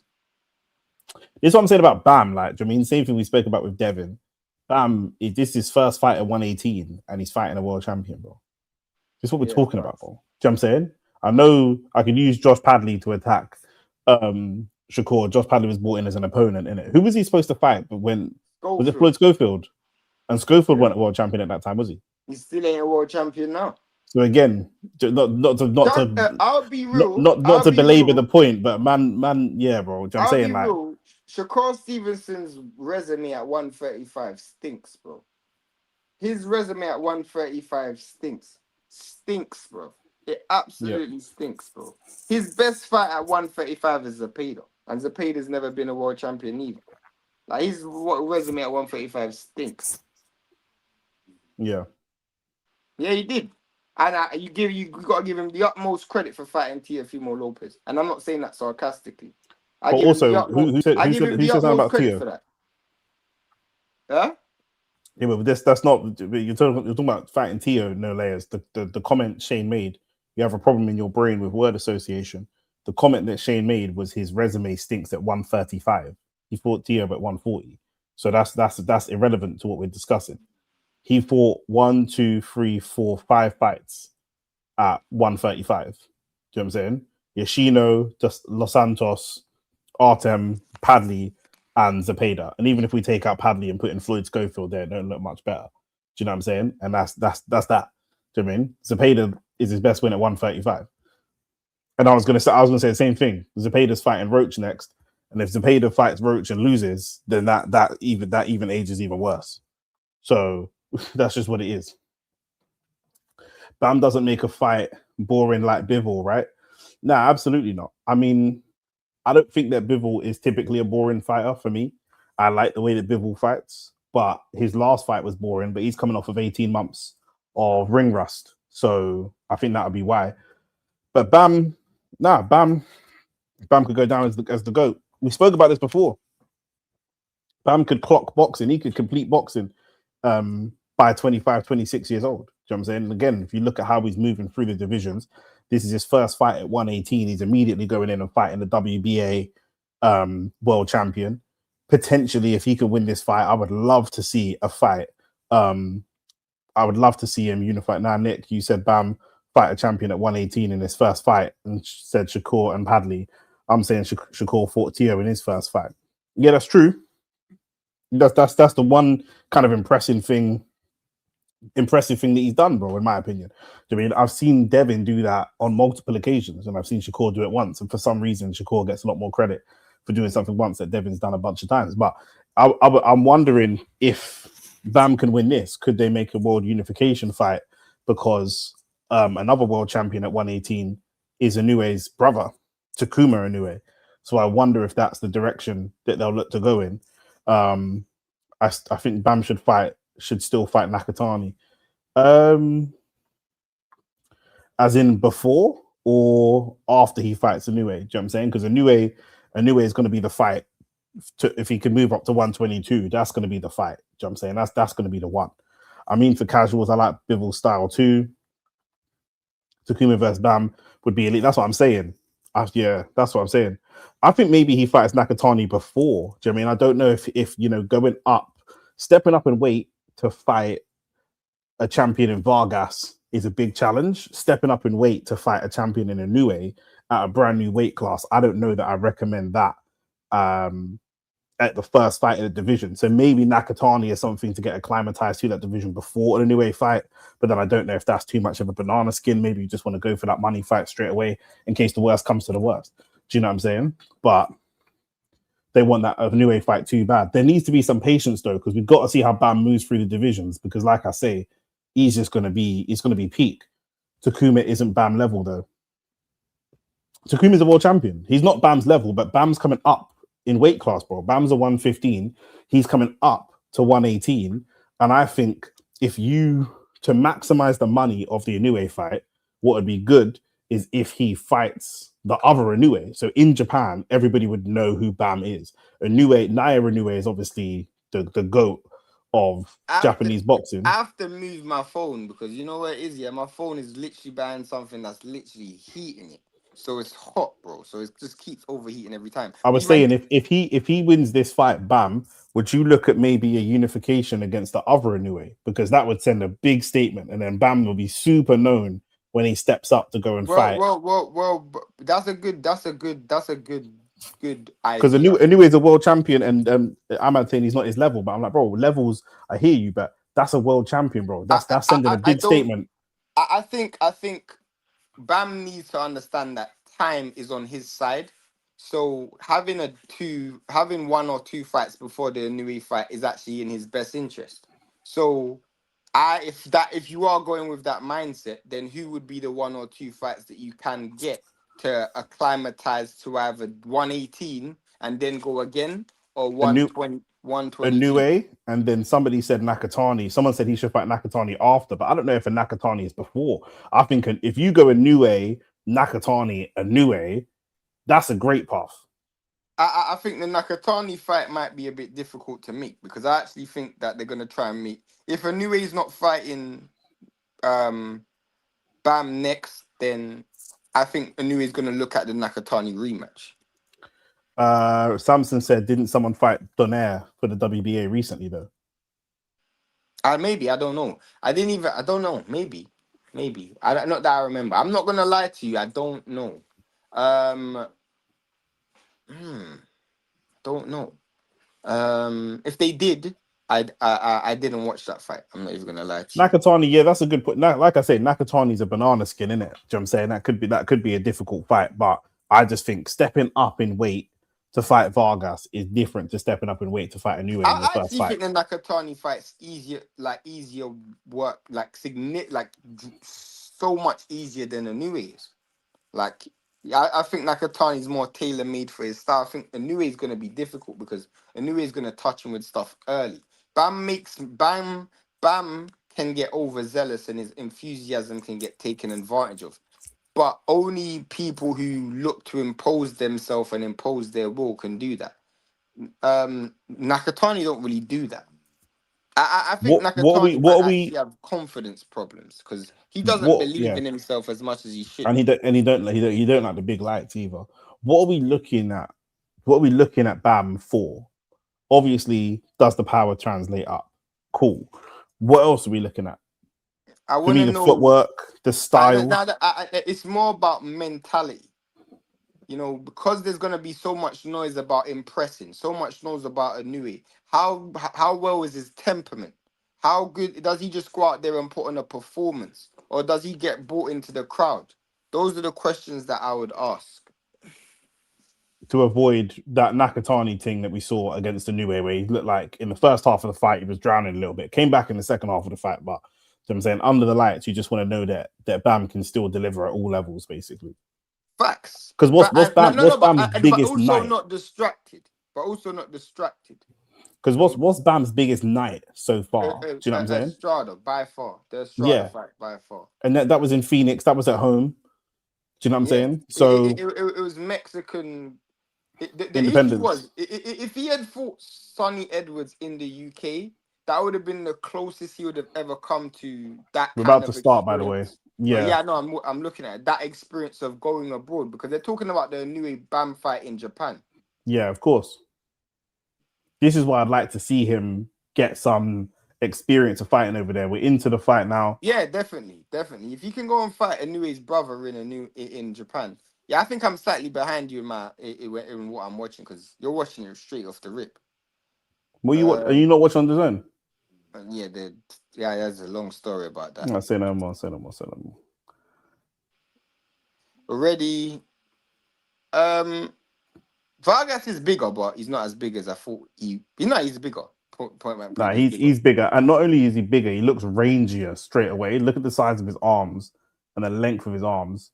He looks rangier. Bam looks like he's trying to fight behind a high guard, which is not surprising. I want to see if Bam still has the speed at this weight class. You know, he definitely has you can tell he's got the ring IQ in terms of smart foot movement, but there's a few jabs that Vargas has landed that's looked kind of decent, but nothing. Missed a wild uppercut there. Let's see how. Yeah. I'm about a couple seconds behind you. Not far though. Vargas. I tell you what, Vargas is gonna have an issue with. Vargas is gonna have an issue with southpaw because he's trying to use his lead hand as range. The moment this fight goes down the stretch and Bam's been caught with a couple good shots though by Vargas. Yeah, he has. But he's gonna struggle with the southpaw still. I think Vargas has actually put some punches together. Why? As I said, Vargas. Oh, it's a good counter from Bam. There's reddening around the top of Bam's head. Yeah, I think that's just from the jab. Yeah, it's a good fight. The As I ranginess, said, the ranginess that Vargas has is not actually gonna. Vargas has some physical advantages, but because they're fighting in the pocket, he's not making those advantages count for him. Do you know what I it's mean? because he's not going in reverse. He's actually not fighting in reverse. He's trying to fight in circular motion, and that's what I'm saying. He's going to struggle with that works against other But orthodox fighters. but even fighting in circles, he's allowing Bam to set the circle and he's responding. He's Yeah, not yeah, actually facts. setting that distance. I like the He fact looks that far Bam's better trying at to go to the distance. If body. you look at those 1-2s from Vargas, Vargas is can beat Bam to the punch at distance. If Vargas maintain, I'm not talking about fighting off the back foot. I'm talking about just maintaining a steady distance. He could outbox Bam at that distance. Bam But he tried to hit him off the pivot there, and it didn't work. This is already this is already the fight I would have thought it would be, and it's going to present the right challenges for Nui, for Bam. But yeah, I think Vargas has actually started quite well here. I think so as well.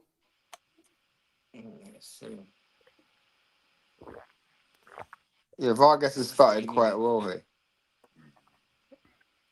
Now, It's a very close first round. it's a close first round, but I like enough of the things that I've seen. One thing we don't know about Bam, this is one thing we don't know about Bam, is for the most part he's had every fight go his own way. I don't know what good he is at, like, figuring and thinking his way through a fight. I will say this though, that's the same for Inoue. Inoue doesn't, like, He certain, out talents his opponents. yeah, like when Bivol fights Beterbiev in the first fight has to figure out Bivol. So then in the last 3 rounds, he puts on hellacious pressure and figures out Bivol. Then in the rematch, Bivol has to figure out Beterbiev. Do you know what I'm saying? It's a tug of war. Whereas Into round 2, Vargas has started really quick in round 2. He's trying to set that tempo. Bam, just trying to close the distance. I think there's a good chance Vargas can win this fight if he maintains that distance. I genuinely do think Vargas can win it. I want to if he know if he maintains can that distance. maintain this pace, because he's definitely fighting at a faster pace than. Oh, it's a good left hand from Bam Rodriguez. When that left hand coming straight through the guard, when he throws it out that kind of Lomachenko-esque angle, is so good. It just comes over the top of the guard. Vargas is just trying to win with volume at the moment. Yeah, he definitely is. It's a great left hand again. Another great left hand from Bam. Vargas, Bam. The body shots. It's a great 2-piece from Bam. You spoke Bam about is his definitely looking to go body and head, and I think that's gonna cause Vargas problems on a 12 round Vargas's fight. body language is very, very good, but Bam has to keep, and he is He doing it got so caught far. with a good shot there. Bam has to keep being so relentless because Vargas isn't telegraphing. That's a great combination from Bam Rodriguez. That's the one. The backhand first, right? That was the one. Yeah. Vargas is not telegraphing that he's hurt. This is a great fight. You can tell that, as I said, there's a skill disparity in it. You know what I'm saying? Like, good shot from Vargas. Good shot from Vargas. Left hook long time because he keeps turning to his side. Who? Vargas. See how he keeps going to the right. I would have threw that left hook long time ago. Who? Bam needs to throw the left hook. No, Vargas needs to throw the left hook. Yeah, because I definitely think Bam's hurt by these punches for sure. Definitely. Now, it's like I said, one of the questions is, can you fight through the pain? We know that like a Wardley can fight through the pain. We typically know that like a Dubois can't necessarily. They both exchanged backhands. It's interesting though. Bam's output has slowed down now. He's only throwing singles now. He's not throwing. If anything, Bam looks like the one who's struggling to keep up the pace. Bam is not going to win the fight off singles, but he can win the fight off combinations. But Vargas is still going. Yeah, he definitely is. And Vargas, like I say, if Vargas can maintain distance and volume, the skill level is one thing, but the actual physical presence of Vargas is another thing, because Vargas has probably been in situations where he's found it difficult. Bam hasn't. Yeah. You know what I'm saying? So this is where Bam has to really show something. Oh, that is a great backhand shot from Bam. He's just so much. He's just got a much better and deeper bag. Vargas So just teeing off on Bam now. You're saying the skill disparity, but in my opinion, I'm not seeing a big skill disparity I here, am. especially because Bam is not. I think that you're being biased because you know what Bam has in the Huh? locker. No. I'm seeing a skill disparity. There's a clear. Okay, I don't think there's a clear skill No, disparity. there's a clear skill disparity because what Bam's doing is of high skill. It might not be of high value, but it's of high skill. Okay, fine. Okay, that's where we're assessing boxing differently because if you and me fight and I hit you with a straight jab and you're in pain, I don't care if you do some great pivot footwork and No, the you know, switch hitting. you That don't don't matter. have to. You don't have to care. You don't have to care because you gotta keep. You don't have to care because it's about the value at the end of the day. But Yes. just like when we were watching Morocco and Brazil, there's something that I can do that you can't do. And at some stage, it might pay dividends. Now, it doesn't mean you stop doing what you're doing. It might mean that it doesn't. It might mean it doesn't. You're right. Take The hold. thing is, truth telling Maxwell, I can see that Bam has better footwork, but I can also see Bam getting his head punched off. So it don't really make a difference to me that you've got that great footwork. Do you know what I'm saying? I'm taking me punching you in the face over me dancing around you with great footwork. You're Do you know getting what I'm punched saying? in the face as well. That's what I'm saying. But when you're getting punched in the face, it's different. I'm not saying that what Vargas is doing is not of a high standard. Don't get it twisted. Or a higher But value, like you said, it's of higher value. Do you mean because you're trading with a guy, you've just stepped up to a higher weight class, and you're just in there. When I say what I'm seeing with Bam, we're looking at Vargas as Bam. We're looking at Bam as the guy who's technically superior. But if we're both teeing off on each other equally, that looks worse for you because you're meant to be technically superior to me.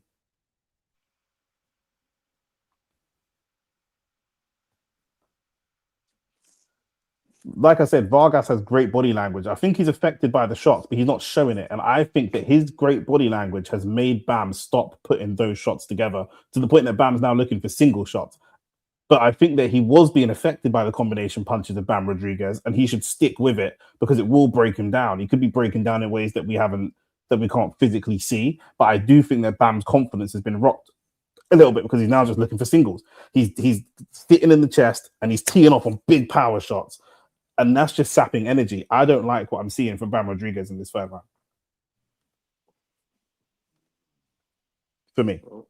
once my third round start playing the ball, I can actually judge it. But I'm gonna take your word for what you're saying. Bam was having really good success. Would you agree? I know you can't see at the moment. Would you agree Bam was having most of his success off combinations? I'd say he was having most of his success he could combinations to a certain degree, but he was having a lot of his success playing just using his skills and just being himself. I think the problem that he's having is whereas the shots don't have the same wear that it normally has on fighters. And that's the But big before problem. he was putting together these two and 3 punch combinations, that's gone. Right now, he's I teeing think off I on know singles. why. I think I know why we're seeing it. I think I know why that's happening. Man just lost connection, and I'm on the official DAZN blood. DAZN, sort your shit out, bro. Yeah, I think I know why that's happening. Go on. Because I think when he is putting the shots together, it isn't having the same effect. So what I'm gonna do is I'm gonna try and load up on punches that will have more of an effect on you. I definitely think in I this think third that's the round, wrong game plan. potentially. I Because think this you're third fighting a round, I guy. think this third round, Vargas is definitely winning. Vargas looks fitter, fresher, bigger, stronger. I think that what you were doing before was chipping away at him, but he's not showing that. You've got to know you're going to fight a guy who's bigger than you. This is the biggest size disparity that you've had probably possibly so far in your career. So in my opinion, you've got to know that when you're landing these shots, it's not going to look the same. It's categorically not going to look the same. You're not going to knock him down like you knocked down the previous fighters. Do you know what I mean? But you have to keep with it. You've got to keep with what's getting you the most success in the boxing match. You're not going to move up weight classes and fight the Inoues, even the younger Inoue, and be dropping them and banging them out with one punch. That's not going to happen. But while it's working, you just got to keep sticking to that game plan over and over again. Do you know what I'm saying? But yeah, hit the like button, subscribe to the DJ channel. Mikey said he thinks Bam's lost every round so far. I think Bam might have won the first round. I think the second think- round was close. I've given think- Vargas this I round. think the first 2 rounds were close. I think the Round first one, 2 rounds were second close. round, The third round, what do you say? First round, Vargas, second round, Bam. That's what I did. I think the first 2 rounds were close. Your brother's got it 2-1 Vargas as well. Nah, bro, the clearest round was round 3. Yeah, but your brother said the first round Vargas, the second round Bam. I know, but I'm saying So the third it's round easy- would be Vargas as well. So yeah, it's yeah, 2-1. yeah. I'm saying it's easy to have it 2-1 because the only round that's been clear is the Vargas round of one that he's won. You can't have it. You definitely couldn't have it 3-0. You could have it 3-0 to Vargas. You can't have it 3-0 to Bam. Yeah. I don't like the fact that Bam decided to fight behind solely just the high guard though, because it's allowing this dude to mess up your work a little piece, even if the shots aren't landing. Now I think he's actually fighting better in this round. Yeah. But he's using much more of his footwork. He's pivoting around. He's pivoting around a lot. Vargas has reasonable good footwork because although he's getting pivoted around, he's not. He's staying with it. Do you know what I'm He saying? is. What he does also have is he don't mind throwing from unconventional angles. Yes. Which is definitely cool, benefiting him. I think what Bam needs to. Oh, that's a great shot from Vargas. What Bam actually needs to do is, if you're not getting this guy to be affected by your shots, and you're actually being affected by his shots, you got to allow him to make the mistakes. I think where you have the speed advantage and the distance advantages, you got to wait for his lead, then you use that shot. You wait for I don't his think lead, then you Bam use don't that have the shot. distance advantage. No, he has the distance advantage in the sense that I think not distance advantage in terms of long range. I think he has a better sense of distance. When Bam throws punches, it's always landing. When Vargas throws punches, it's not landing. But the issue is the Vargas is throwing bare punches. So for me, you got to let him use that lead hand, miss it, and then you got to work off the miss. Right now, he's trying to work off the catch, and I don't think that's going to work. You got to work off the miss. He's winning this round, though, Rodriguez. Not as much as I would want him to, but he's winning the round. What I did like him doing a second ago, I don't know if you saw it, he was just landing some jabs on the gloves. Now, I like that because you could just, all you're doing is stopping him from throwing. Do you mean Bam's kind of waiting for too much of the perfect opportunity, and Vargas is willing to throw fucking everything. Oh, that's a good backhand left. Bam wants to throw good, high quality shots. Vargas wants to throw every shot, every shot that's out there. You know what I'm saying? That's a fact. That's a fact. It could be one of those. This could look like a new way Nakatani. Do you know what I'm saying? Where Vargas second half of the fight, he might not be able to keep up this pace. Potentially not, but I don't think that's going to be the problem because I actually think he's actually dealing with the pace pretty well. What he needs to worry about is if he hasn't made a big enough dent in Bam, that's a good shot. If he hasn't made a big enough dent in Bam, if the fight's close, he might not get the fight on the cards. True, but man don't really care about this fight. Man care about the fight coming down the road of Inoue, and Inoue will be looking at this. If Bam's robbing people on the cards at 118, Inoue is going to feel. You'll see Inoue accelerating his preparedness for this fight. But I hear what you're saying, and you're right. But I can't look at if I'm Benavidez, I can't look at how Bivol fought Beterbiev and think that's how I can fight Beterbiev because I don't have the same set of skills. Do you know what I'm saying? You man are saying, I can't lie, Vargas is a very good fighter. My nigga, you man might not know who he is yet because he's not a star, but this nigga's a world champion, bro. Of course he's a good fighter. He's a world champion at 118. Before the live started, before the fight started, you asked me, is there a way that Bam could win this fight? Lose this fight? And I was like, yeah, you have to impose your size. You have to impose your size and there is going to be that opportunity where because he's in a new weight class, he's gonna be struggling because it's a new weight class and he's not fighting a bum. This is what I prefer. There's a bit of an echo. I don't know why. I don't know. Did you have your headphones plugged in before? Never. Okay, I think it's better now. This is what I prefer from Bam.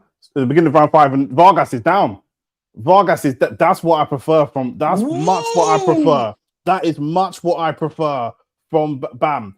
He boxed at the distance. It was he's not sitting in the pocket. He's boxed at the distance, and he's letting his boxing do the stuff. And then that's look, a he's good got the. point. That's much what I point. prefer. I said it straight away. That's much what I prefer.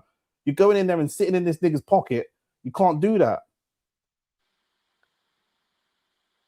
And Vargas is definitely hurt. His legs aren't quite back underneath him yet. But Bam, this is what you're talking about. Let's not see. Now he's gone back into the pocket again. You might not drop him again in the pocket.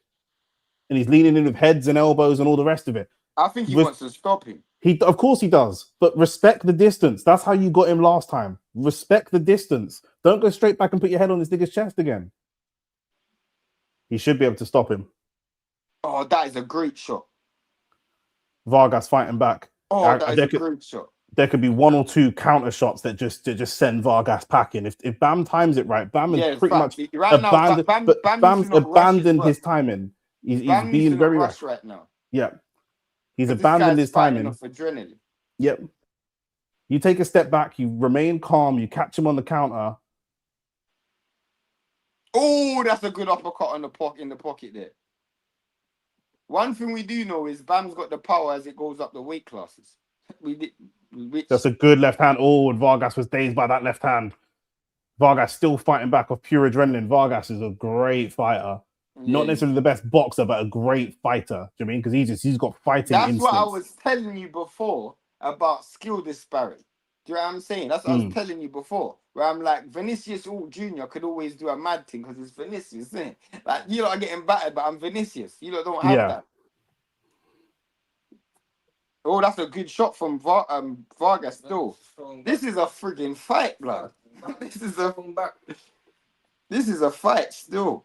And look, Vargas now putting his head on Bam's chest. Vargas knows that he wants to be up close. He can smother Bam's work when he's up close. But that distance, do you mean that's where you got dropped? That distance. That's why I said as soon as the round started, I said I much prefer what I'm seeing here. No, the distance. You got to create space between mess, innit?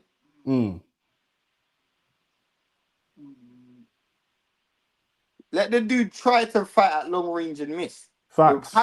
I don't like look at the but he's doing the high guard because he's too close. Look at the last stoppage. Look at the last stoppage that Bam got. Bam was roughed up. Was it the last fight he fought? He was getting kind of roughed up. I think he got dropped early in the fight. He takes a step back. He gets the distance. The guy lunges.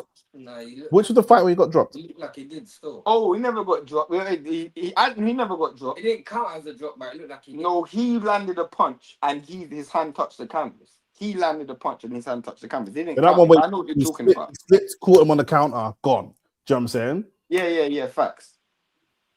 That was obviously a Bam round, but that's much better. Yeah, that take a step back and counter. That's what he's best at. And you need distance to do that. This head on this, you're not the bigger guy, bro. You don't want your head on this nigga's chest. And that's not really how you do your best work, if we're being real. Look at that. But this is where I was telling you, Nick. It's a psychological thing. How much of that is because he's in a home crowd and wanting to make a statement? Do you know what I'm saying? How much of that is because of that? You know what I'm saying? Like, for me, I've got Bam in a slight advantage for this fight, this round. Into round 6. But again, you want to see Bam use his boxing.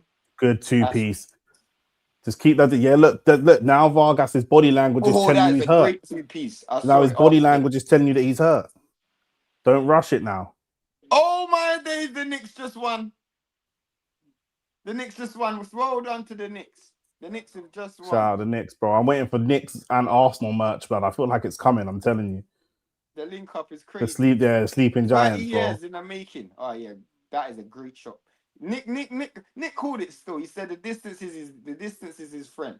Just give some space between what he's doing and what you're doing, and then you're gonna see the work. He's figured it out still. He ain't listened to you because he's not watching the live. But if he did, he would have found it out earlier.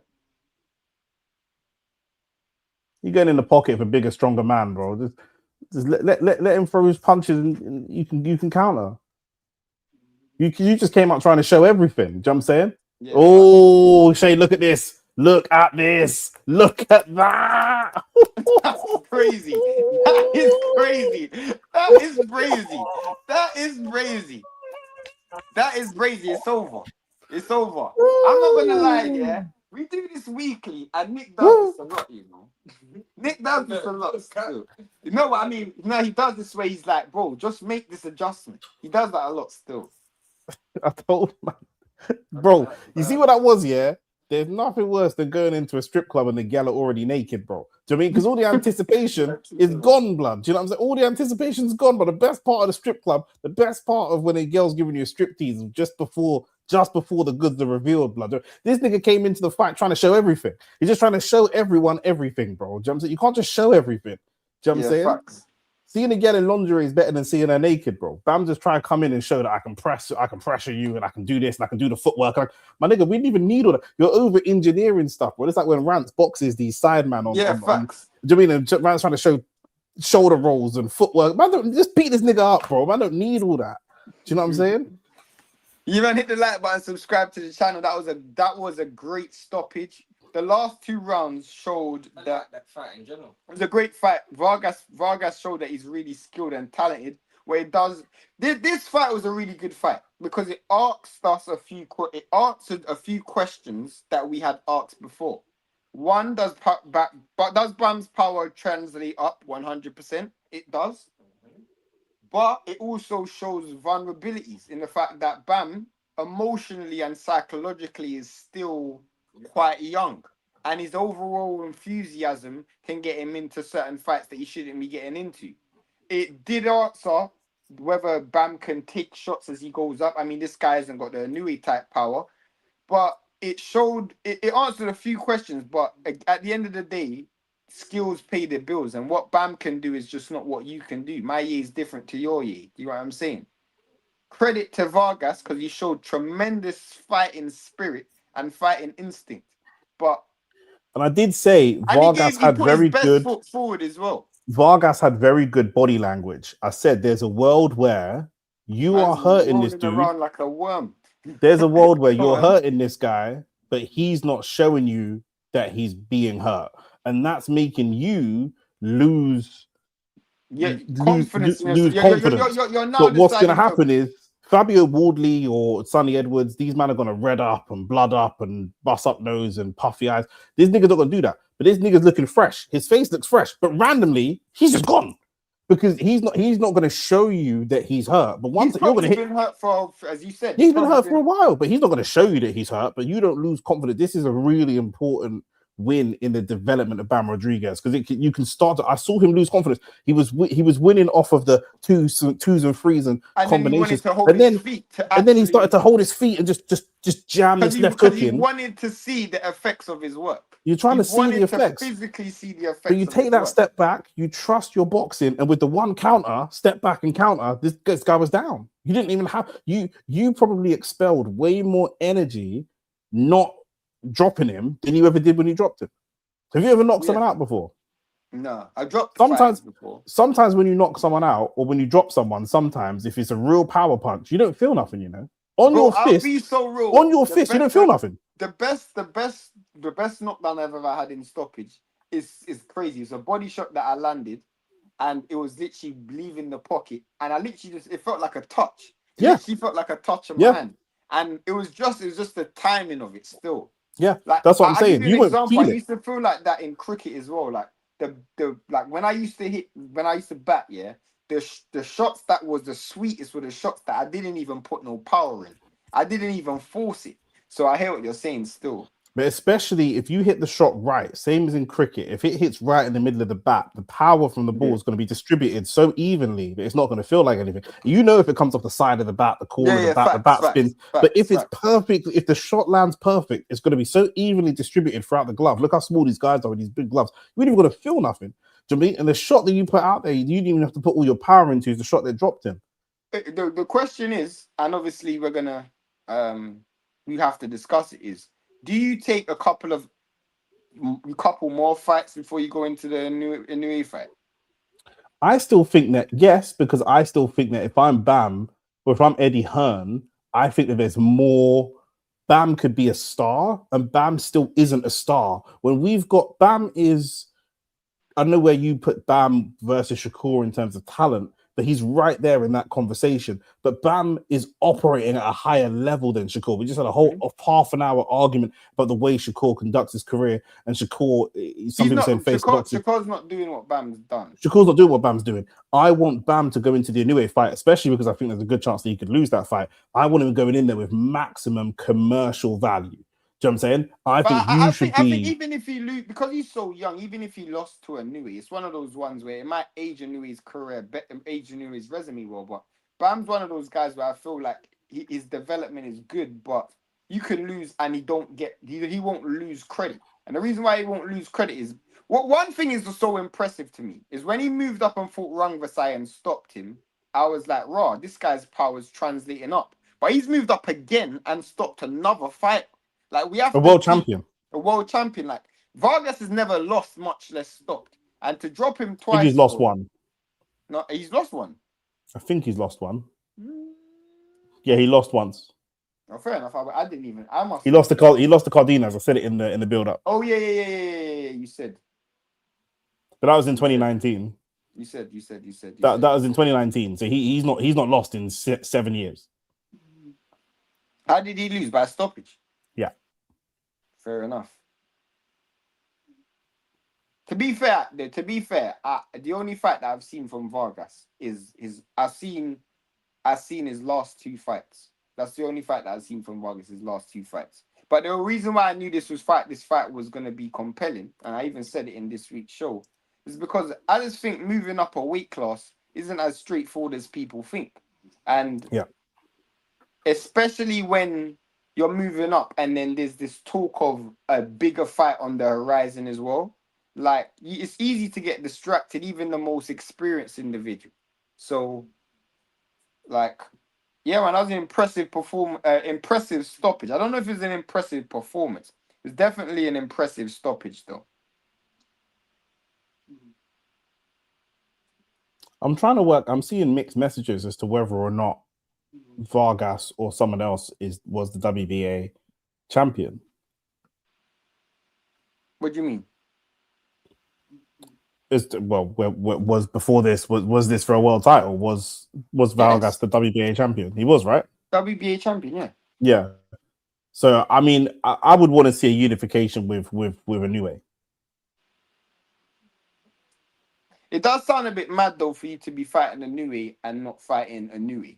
Do you know what I'm saying? Like people. Not really. You're coming. He's 2 weight classes above you, and you're on the way to that weight class. Isn't it one?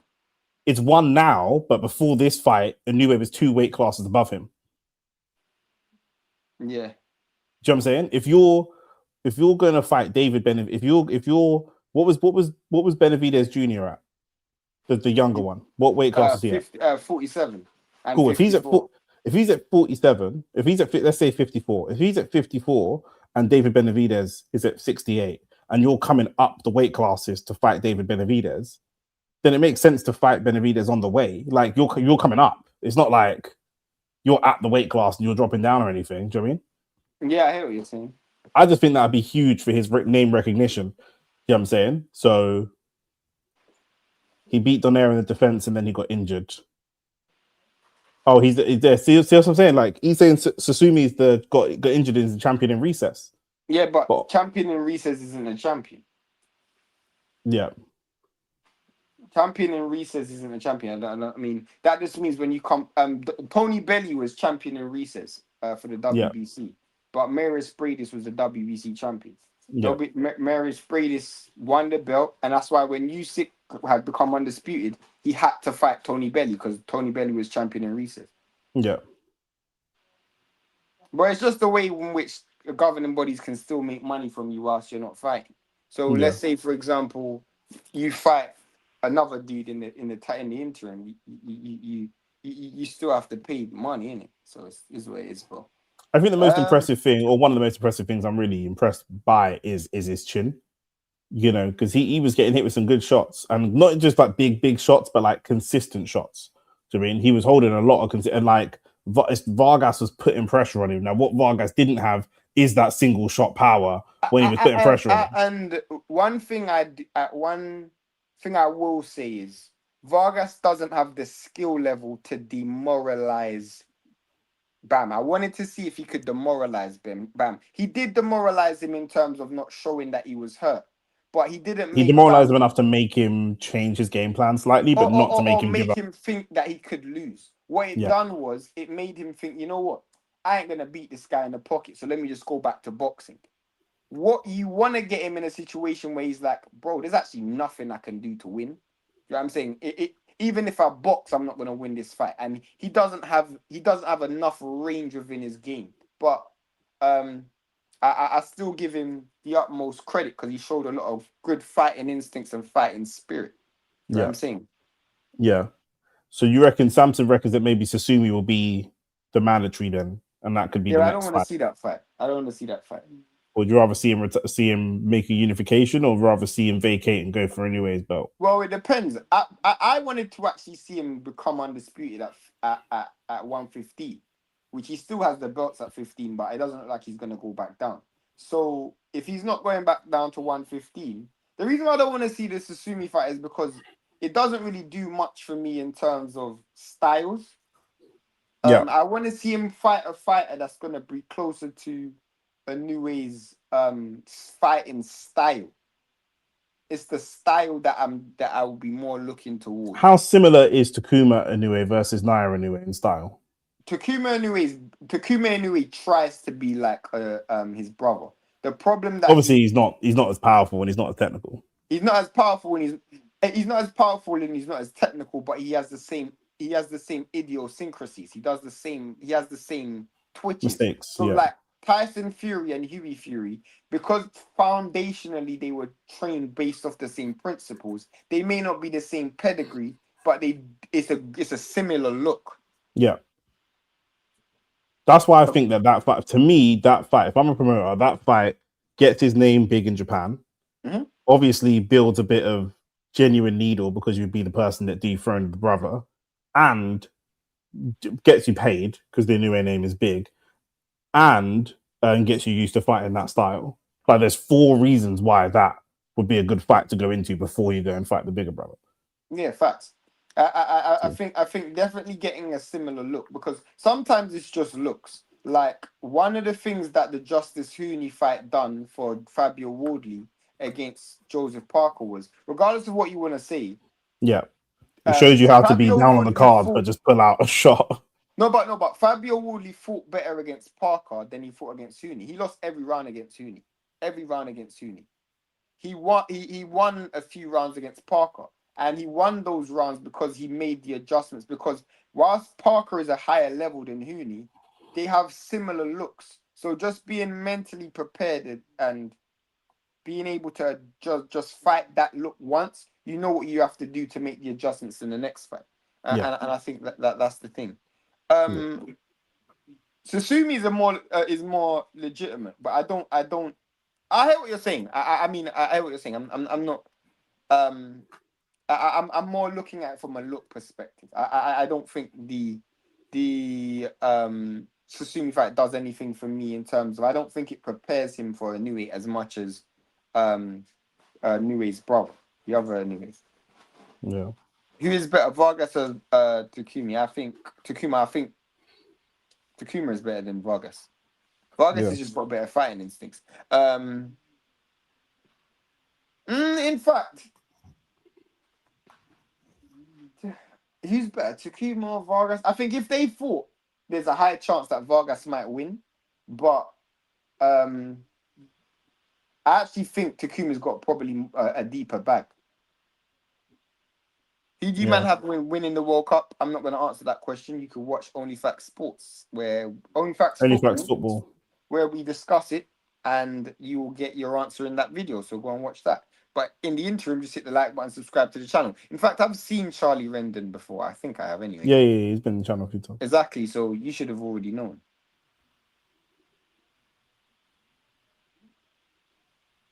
Takuma is better than Vargas for sure.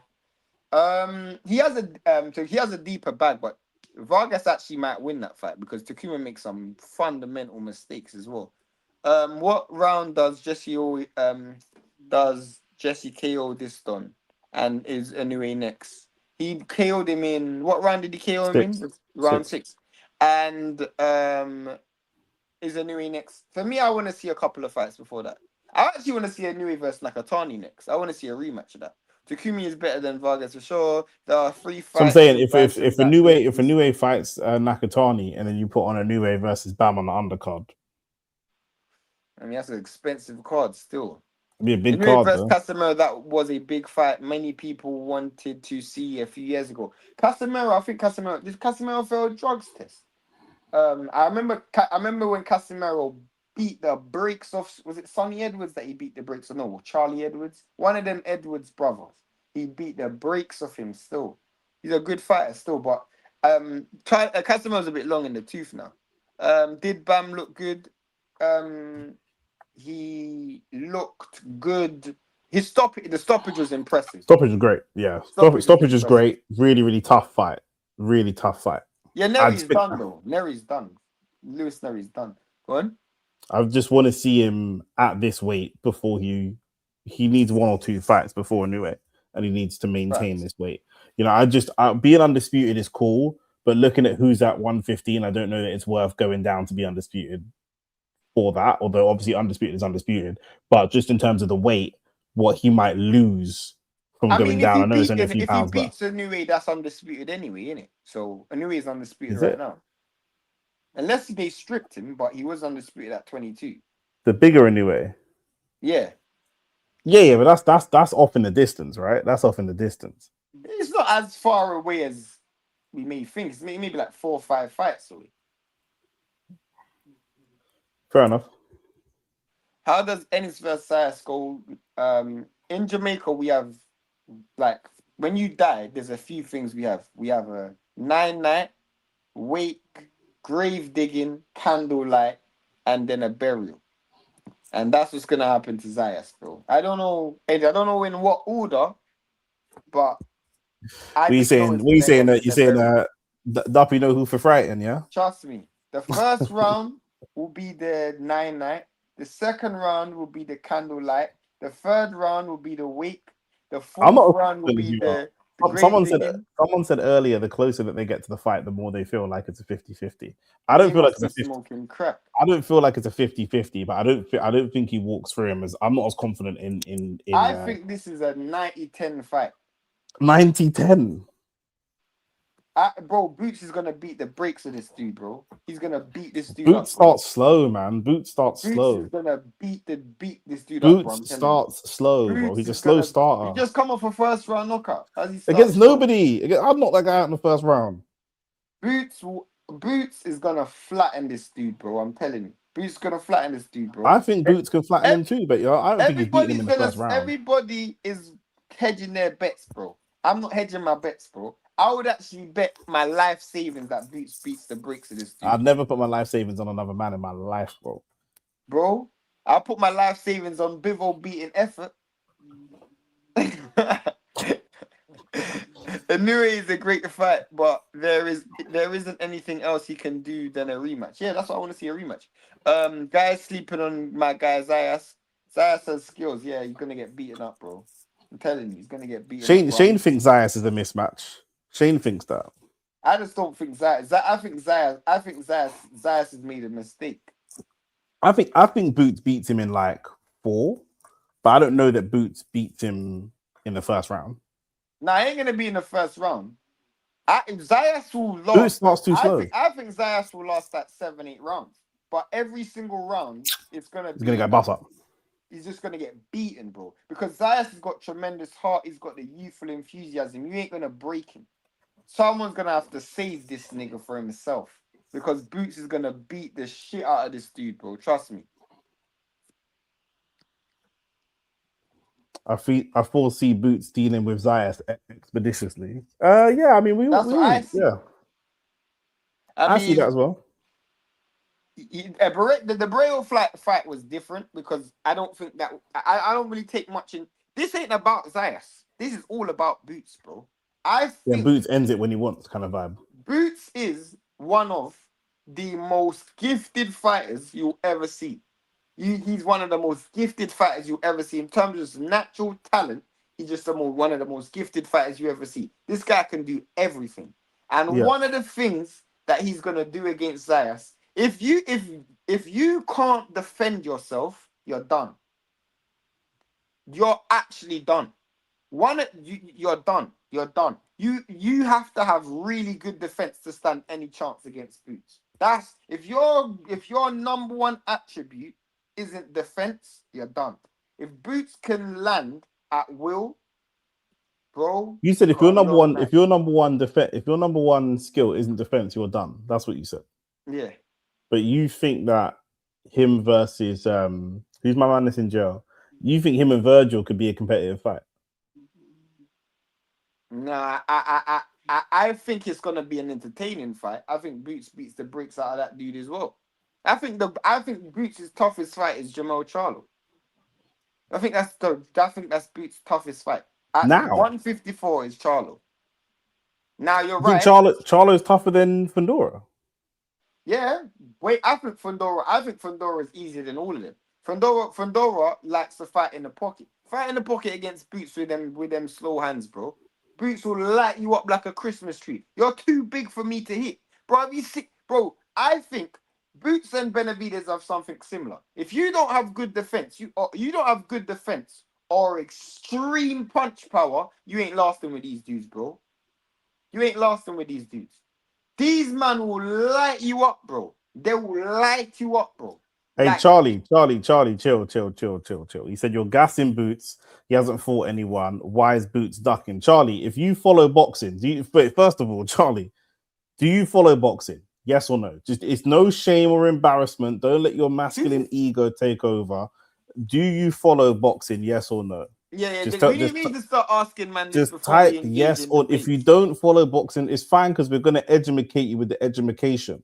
But just before you continue, do you regularly follow boxing? Because you've been subscribed to the channel for okay, yes. Then you would know that Virgil is in a legal dispute with Oscar, which means that he cannot fight Boots, and that Virgil is in jail right now, and a Las Vegas judge put a court order on Virgil so that Virgil can't fight. So Boots is not. F said, I don't know about Charlo in big 2026. You're right, still. That's what I was coming to that. Do you know what I'm saying? Why ain't Boots no one of note? No, but let's just deal with what you said. You said, why is Boots ducking? Who is he ducking? Who's he ducking? Who's he ducking? He's gone after the guy with the most belts. He's gone after the guy with the most belts at 154. He's gone to 154. He's had one fight to acclimatize his weight, and then he's fighting a world champion. Who else would he fight? I don't understand. But Virgil has fought after. No, he hasn't. No, he ain't. Virgil ain't fought since he beat Majimov. That was almost over a year ago. That was way over a year ago. I remember us going live for that fight. When was that fight, Nick? He fought Erickson Lubin. Oh yeah, he fought Lubin. He fought the Lubin fight, but and then the whole debacle happened. The whole debacle happened. Yeah. Because they done the face-off after the Lubin fight. Yes. And the negotiations, the mad thing happened after that. Correct. How can he not want that work? Boots is ducking Crawford. Yeah, to be fair, to be fair, Crawford retired. You don't follow boxing. You don't follow boxing. Just say you don't follow boxing. You don't follow boxing. Because they actually asked Crawford himself, why don't you fight him on the $1 Million Worth of Game podcast? And Crawford said, I'd ruin his life. But Crawford never offered him the fight. Crawford never offered him the fight. Crawford's mandatory and Crawford vacated. Yeah. He don't want that work. Crawford retired, but he would come back if the money was right. That's a separate conversation. That's not true. That's also a separate conversation. You actually don't follow boxing because he actually said he will not come back even. Why would he call Crawford? If you're Boots, I'm fighting for 2 belts at 154. Why would I call someone out that's retired? For what? And especially someone who said that they ain't gonna fight. Yeah, no, you don't follow boxing. You don't follow. That's okay though. It's cool. Shout out for subscribing, but you don't follow boxing. There's no way, because all this stuff is documented. It's not even like a favoritism thing. You know what I'm saying? Why ain't he fighting the Tyrant Inferno? Well, he's fighting the guy with 2 belts, my bro. There's 3 world champions at 154. He's Who's fighting one of the world champions. Oh, he's Would talking you- about Fundora. He's talking about Fundora. What do you want him to do? He's fighting, like, I don't understand you, man. Do you know what I'm saying? Like, he's fighting the world champion. There's 3 world champions. He's fighting one. Whatever he does, now you're moving the goalpost. You just don't like Philly. Someone Boots fucked was up the a cheesesteak. mandatory when Crawford was undisputed. When Crawford became undisputed and he beat Errol Spence, Boots was the IBF mandatory. That's why he ended up winning the belt. What's documented is that he's almost 40-0 and he ain't fought anyone. That's called ducking. It's not called ducking. It depends. Duck? You can't tell me who did he duck. What do you mean that's called ducking? Who did he duck? That's the hack. Who? Yeah, you still can't tell me. If he's gonna fight for unified belts at 154. No, he ain't got a killer on his record. That's fine. I agree with this. He ain't got a killer on his record. He ain't got a big name. I hear you. I agree, but that don't mean he's ducking anyone. Literally. That don't mean that he's ducking anyone. Do you know what I'm saying? He's gonna fight for 2 belts, and then I think the plan is to fight Josh Kelly afterwards, which would be for 3 belts. The problem that you have is when he beats Xander Zayas, people are gonna still say he ain't fought nobody. Shane didn't say he's the most talented boxer ever. No, I didn't say that. I said he is one of the most. He is. Well, I don't even remember what I said, but if you want me to tell you what I feel, he is one of the most talented fighters that you will ever see. He is one of them, in terms of just natural raw talent, he's one of the most talented fighters you will ever see. What has he done to get this title? Charlie, a minute ago you were saying he should be fighting Crawford. Now you're saying what's he done to get this title? Make your mind up, my nigga. Make your mind up, bro. Do you know what I'm saying? Because if he's fighting Crawford, man, I'm going to say, what's he done to fight Crawford? You're moving the goalposts. The most accomplished fighter. I told you he's the most, he's one of the most talented fighters. Talent and accomplishments, 2 different things, bro. You can just What he done to get this title is Eddie Hearn sent a contract to Zayas, and Zayas said okay and signed the contract. That's what he did. Anybody else could have put money up and sent that contract to Zayas, but Eddie Hearn put it up for him. So that's just what it is. Listen, Virgil has managed to fight killer after killer. Has he? The last fight he fought was Erickson Lubin. And before that, he fought. Never been a world champion before. And before that, he fought Delorme, Thomas Delorme, with 6 losses. He had a good run. You're telling me Boots he had a good run. He had a good run when he beat Boacek and he beat Madrimov. That was a good back-to-back wins. But when you say killer after killer, Madrimov, he couldn't have. Where was the time where he could have fought Madrimov? Madrimov fought Crawford, and then he fought.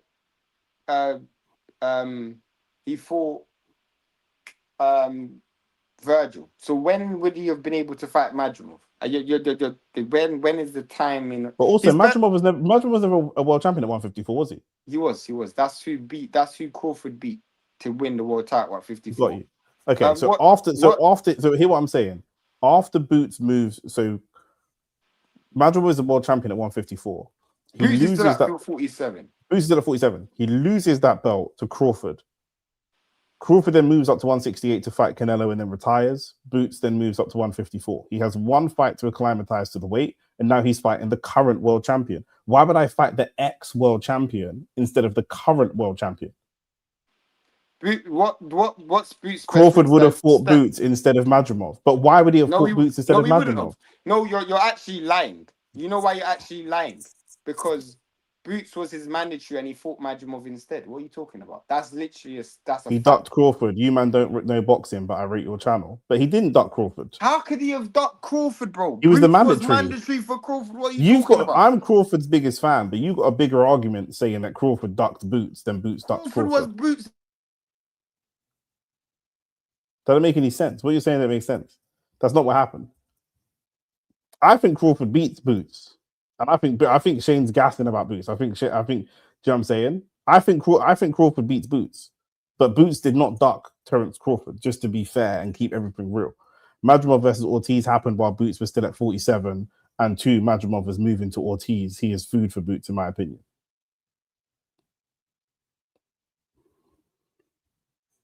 Shane's Wi-Fi moving crazy again. Exactly, Boots is very easy to hit, bro. We're gonna see it, innit? Do you know what I'm saying? We're going to see it. At the end of the day, Boots is. We're going to be live on this channel anyway to cover it. So, what, Charlie? Who have you got then for Boots versus Zayas? Who you got for that fight then? You say you think Zayas wins that fight?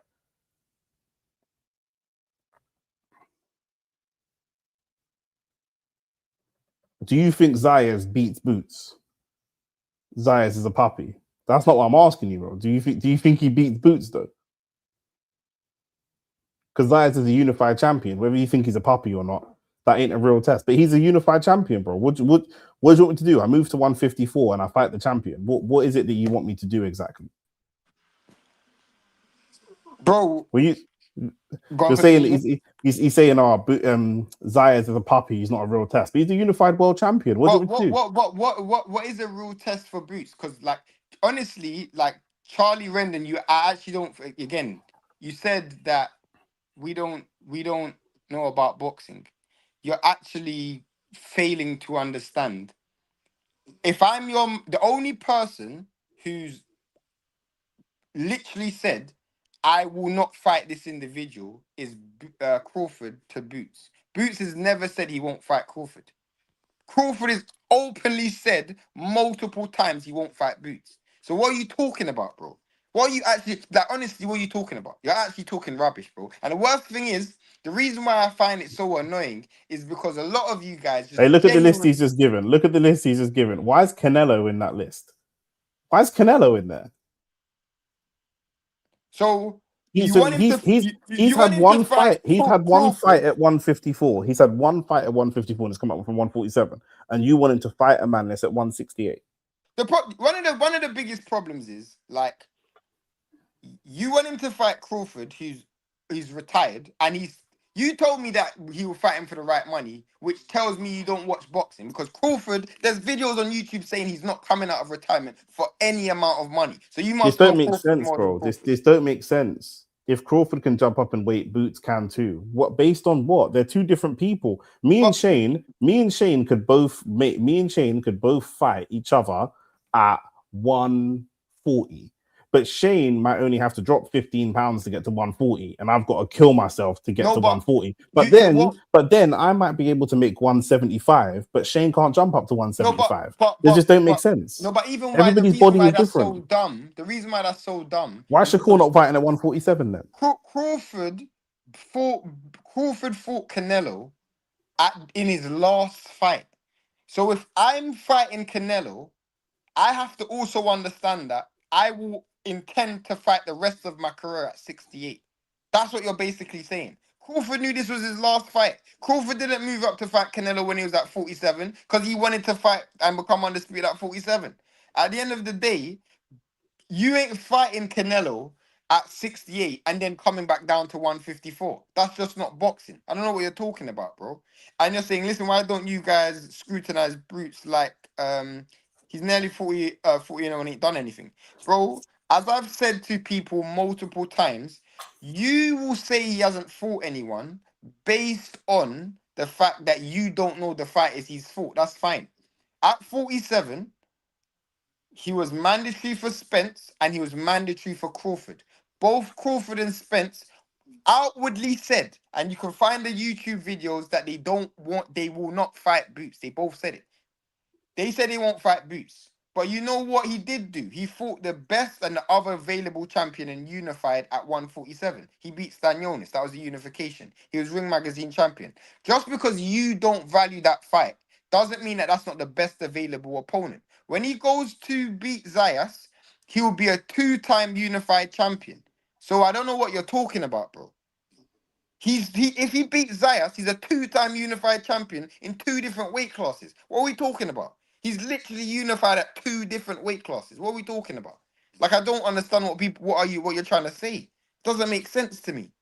Why didn't Crawford fight Boots? Bro, we've already covered this. Bro. He didn't fight Boots because Boots wasn't enough money for Crawford. Crawford wanted big money. He don't want little bit. These times Boots weren't even signed to Eddie. Eddie is when Boots started to make money. Before that, Boots was fighting in small hall shows. You can go on YouTube. You don't know boxing, bro. If you go on YouTube, you can find interviews of Crawford himself say it. What do you mean BS? Crawford said it himself, bro. Who's your source of information? My source of information is Terence Crawford saying himself. Terence Crawford said on $1 million worth of game like 2 weeks ago, Turkey would have bankrolled it. My nigga, I can't argue. Here's what I'm not willing to do. No, Yeah, that's why. Nick, No, no, stop, wait, no, wait, wait, stop, Nick, no, Nick, stop. Nick, No, no, no, Nick, no, no, Nick, no, Nick, no, no, no. no, Before you please, get it, please, no, let no, me no, get no, this no, on. Let me get no, this no, no, on. no, Let me get no, this no, on. no. I'm not willing to. This is why I don't argue my brethren that's religious. You see, when my brethren believe in God, I just let them do their thing because I can't argue what's happening here in the real world that I'm observing for real against what's happening in your fictional world because No, there's bro. because Crawford himself. You're talking about Turkey. Turkey wasn't even involved in boxing at that time. Bro, that's Turkey wasn't even one. involved in boxing at that That's time. one. When Boots was mandatory for Crawford, Turkey wasn't even in boxing. So that's the first thing. This was like 3 years ago. So you know what you're talking about there. But why you're on checkmate is because has Turkey ever worked on a Boots card? Never. Turkey has never worked with Boots. Never. This is one person Eddie has kept far away from Turkey as possible. If you watch OnlyFacts Sports, you would know that because we speak about it all the time. So Turkey wouldn't have put up no money for Boots. He's never put up money for Boots. He put up money for Madrimov because Madrimov was on several Ring magazine cards, no, Riyadh season cards before the Boots fight. This is what I'm talking about. You don't know what you're talking about, bro. He's not bankrolling up no money, no fight for Boots, bro. That's what I'm saying. He ain't bankrolling up no money for Boots. He's never done it. He's never done it. Never. So what are you talking about, bro? He's never put up no money for Boots. Never. Name me one fight that Boots has ever had on the Turkey. You can't find one. Every single one since he started to make money has been on the Matchroom. And Eddie Hearn has strategically kept Boots as far away from Turkey as possible. I'm just not arguing. I've just searched it up on YouTube, and there's a video after Crawford beat Canelo. Someone says, "Would you go back down to 154 to fight Boots?" And he just says, "No." That's it. So he literally just says no. And then there's a video of him a month ago saying, "I would have ended his career. I don't have an interest in fighting him, but I would have." My source of information. I don't know who's your source of information. Your source of information must be. Who's your source? Because my source of information is Terence Crawford. Shane is the big Boots fan. I'm a Crawford fan. I think Crawford. You can't say that. I'm a Crawford fan as well. Hold on, but what I'm saying is earlier on in the chat, Charlie was saying "you man gas Boots, you man," but it wasn't you man. That was Shane. I think Crawford smokes Boots. I think Crawford smokes Boots. However, the facts are the facts. The channel's called OnlyFacts. Crawford himself said, "I'm not fighting Boots." That's Crawford. Terence Crawford told me he's not fighting Boots. You can go watch $1 million worth of game and Bill Haney and then man FaceTimed Crawford and they asked him about Boots. And he says, and this is in the last month, and he's like, "Bro, I would have slapped the shit out of him, but I ain't got no interest in beating him." And at that time, he's not generating me no bread. And at that time, 2-3 years ago, when we're talking about Turkey's not even in boxing yet. So what are we talking about? And Boots isn't even with Eddie. So who's putting the money up for that fight? Who's putting up the money for that fight? Because Boots didn't have a promoter yet. Boots, this is what I'm saying. You don't know boxing, bro. Because Nick has always said this guy just fights in Philly. At this time, Boots was fighting on small hall shows in Philly, bro. I've always said this. Boots is a star in Philly. Boots ain't even a global star. This is Boots' first big global presentation against Zayas. So all the stuff you're saying about Charlie Rendon, all the stuff you're saying about who's he for, his padded, whatever, I'm kind of in agreement. Shane is making a separate point about his talent, and Shane believes that away from who somebody's fought, that's what they've accomplished. I can see a talent. I can look at a footballer in La Masia who hasn't broken into the Barcelona first team yet and say that player is talented. That's what Shane's identifying, not that he's done anything. There's no point saying, "Well, what's he done in the game?" Nothing. But I can identify. But I can identify that this player Shane believes is talented, and we'll see what happens. This is why we have fights. This is why it's boxing. We're going to see what happens. Shane could end up with egg on his face if Zaya slaps up Boots. But if Boots breaks him down and slaps him up, but what you can't do is say, "Well, Madrimov never held 2 belts at 154. Zayas has 2 belts. So what we doing? You can't be telling me he should have fought Madrimov, but Zayas is a puppy.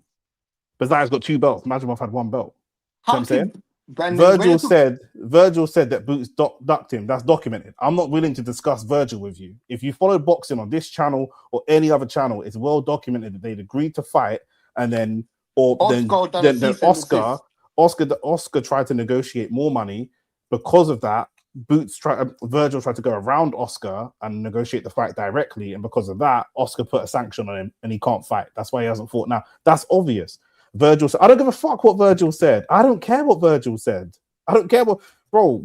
I don't. Okay, you're gonna sit there and listen to fight. Say no more. I got magic beans I want to sell you. Do you know what I'm saying? You're not, not being realistic. Even if you want to say that, bro, why can't Virgil fight now? When did Virgil say it though, bro? When did send me the video? Put the link to the video in the chat, because I bet you the link to that video is over a year old.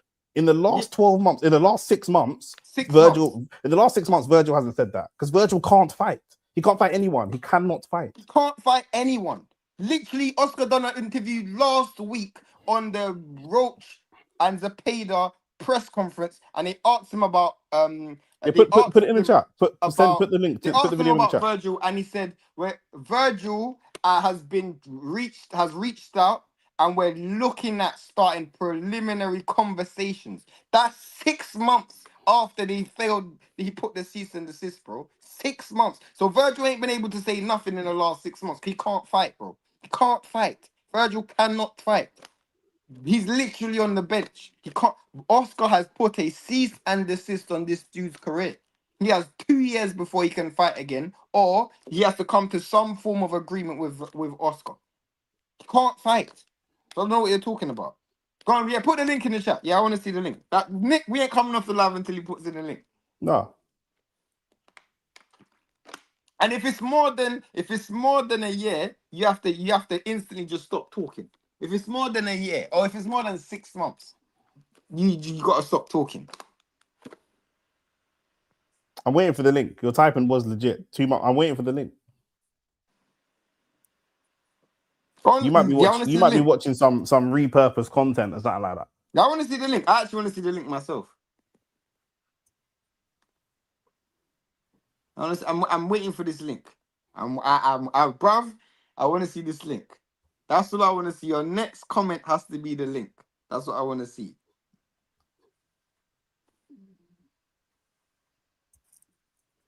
My bro, it's longer to type than it is to copy and paste, bro.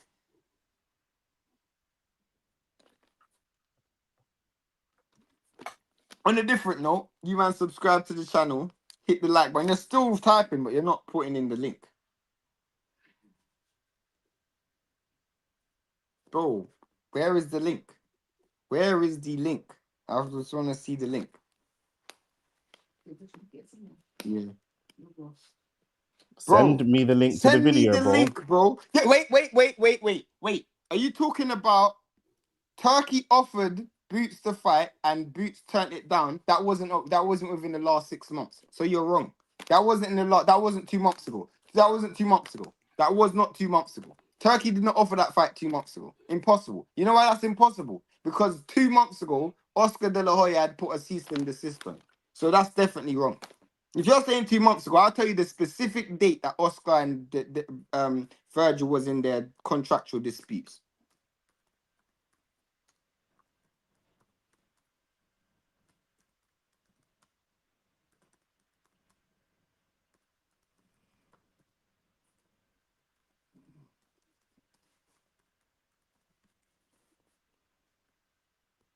I can't see any link in the chat.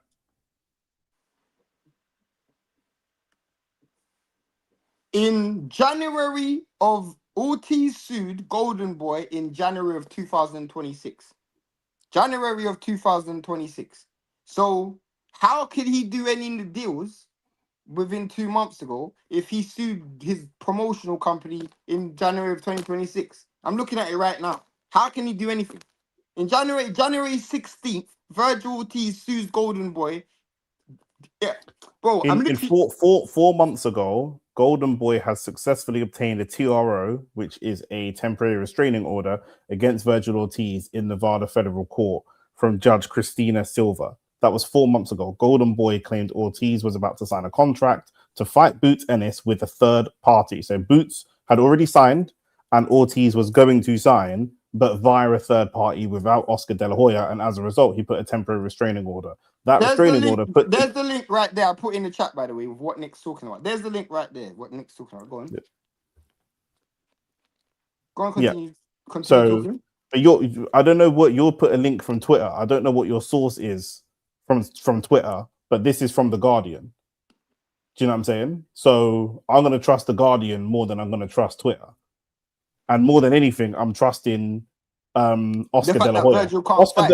Oscar De La Hoya put a signed a new deal with DAZN and had a poster of all his fighters and didn't even have Virgil on the poster.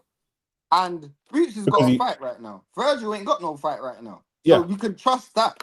Trust that. Trust the fact that Virgil can't fight. Trust that, bro. So trust just that. so trust no, but Nick, also trust the fact that we asked you for a link and you've commented like 17 times. And Virgil said on Twitter that the fight could have been. But of course, bro. If I shoot a man and go to court, I might say that I didn't do it, bro. Of course. So that's your only evidence. Virgil said on Twitter, "We're talking, my nigga. This is OnlyFacts Sports. We do contracts here. Do you know what I'm saying? We go by what the reality. Every fighter is going to say the same thing. Shakur said he'd fight Devin at 144. Look where we are. Do you know what I'm saying? Man can't trust and what the fuck. He said it on Twitter as well. He said it on he said it on Twitter as well. I can bring up bare tweets of, do you know what I'm saying? So your point is Virgil is lying. I don't know if Virgil is lying or if Virgil is misinformed. But what I do know is that the contract that Virgil tried to sign, Boots had already signed it. Your initial statement was that Boots ducked Virgil. He didn't duck Virgil. How can I duck a fight that I've signed for? I've signed for. You got problems with your promoter. That's your problems. I signed the fight. And I'm fighting for 2 belts in I'm fighting for 2 belts now. You can't fight. You can't fight, period. So I don't know what we doing. What we doing, bro? You try. I'll tell you this. Virgil definitely ain't ducking because Virgil tried everything. Virgil's not ducking. Virgil tried to make the fight. Don't get it twisted, you know. Virgil tried. I give Virgil all the credit. He tried. I'm not discrediting Virgil at all. Don't ever get it twisted. But he can't fight. So I don't know what you're trying to. He can't fight, bro. He can't fight. I don't know if you don't understand what that means. He cannot fight. He literally has been. He cannot negotiate any fights with anyone legally. If they do, he will be sued. He can't fight, bro. That's why you don't. That's why he's not fighting right now. Okay, we're back to this crap. This guy, bro. This is cognitive dissonance. This is cognitive dissonance. What do you say? That's his last comment. Oh, okay. This is cognitive dissonance. I don't know what we're doing. I'm looking at Virgil's Twitter now, and I don't see any posts. The last post was in April, more than 2 months ago, and he was going at Xander Zayas. He's not even talking about Boots. And then the last post before that's the 25th of March, where he's talking about Xander Zayas again, and then the 19th of March, where he's talking about Sebastian Fundora. I'm not seeing any tweets here about anything to do with Boots.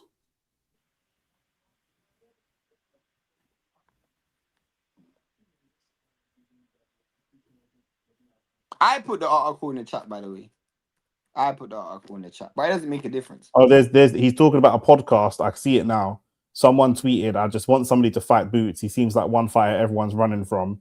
And then I can't hear the audio because I'm on stream. But there's a boxing podcast with Turkey on by Zoom, and someone's tweeted it saying, "Let's not forget he had the opportunity with Turkey." But that's cap because Turkey's not involved in Boots' career. Obviously, Turkey would have wanted to be involved, but he's not involved. So Turkey has no. Boots tweeted on the 12th of March. Boots tweeted, "I did everything in my power to make this fight happen for the fans. I waited long enough and stayed quiet for it all. It looks like Virgil and his team really didn't want the fight. I came to this fight. I came to his fight in his hometown, and told him he was next. That was November." And then Virgil replied saying, "Since nobody is smart enough to know to read between the lines, we see exactly. We actually tried to make the fight happen despite all the ongoing legal issues. I'll spell it out for you for everyone else." Do you want to know why? We covered that ages ago. You legally can't fight. There's no point that I can say anything. I've argued with people on Twitter where I can't enter America and they can't enter the UK, but we can just argue back and forth, and I can say whatever I want. And you know what I mean? Why would you trust Boots over Virgil? Because Boots is currently fighting and Virgil is not currently fighting. So if Oscar De La Hoya, the last I heard from Oscar, he said there's a court order, public information from Las Vegas, that there is a temporary restraining order on Virgil, and he cannot fight without Oscar's blessing. He cannot fight without Oscar's blessing. Oscar has said he's probably not going to fight for the next year. Oscar said that. That was That was at that the was time. This that week was he six. said we're starting preliminary conversations. That was 3 months ago. He said a year. That was 3 months ago. So the story makes sense as far as I can digest this information. And the reason why Turkey offered Boots the bag, the reason why Boots turned the fight down with Virgil was because he wanted to make that fight in America, in Saudi, and that's why he offered him the bag. Whereas Eddie and the Zone promised Boots the fight in America. So he preferred the fight in America. He signed for the fight in America, and Virgil signed for the fight in America. So the fight's happening in America. Charlie, the Oscar, two fights that I give Virgil credit for are Boachek and Madrimov. You said he fights killer after killer. Can you name for me those killers? He's got Boachek and he's got Boachek and he's got Madrimov. Who's the killer? What killers has he fought? Tell me. I'm waiting for multiple names. Because you said killer after he's fought killer after killer.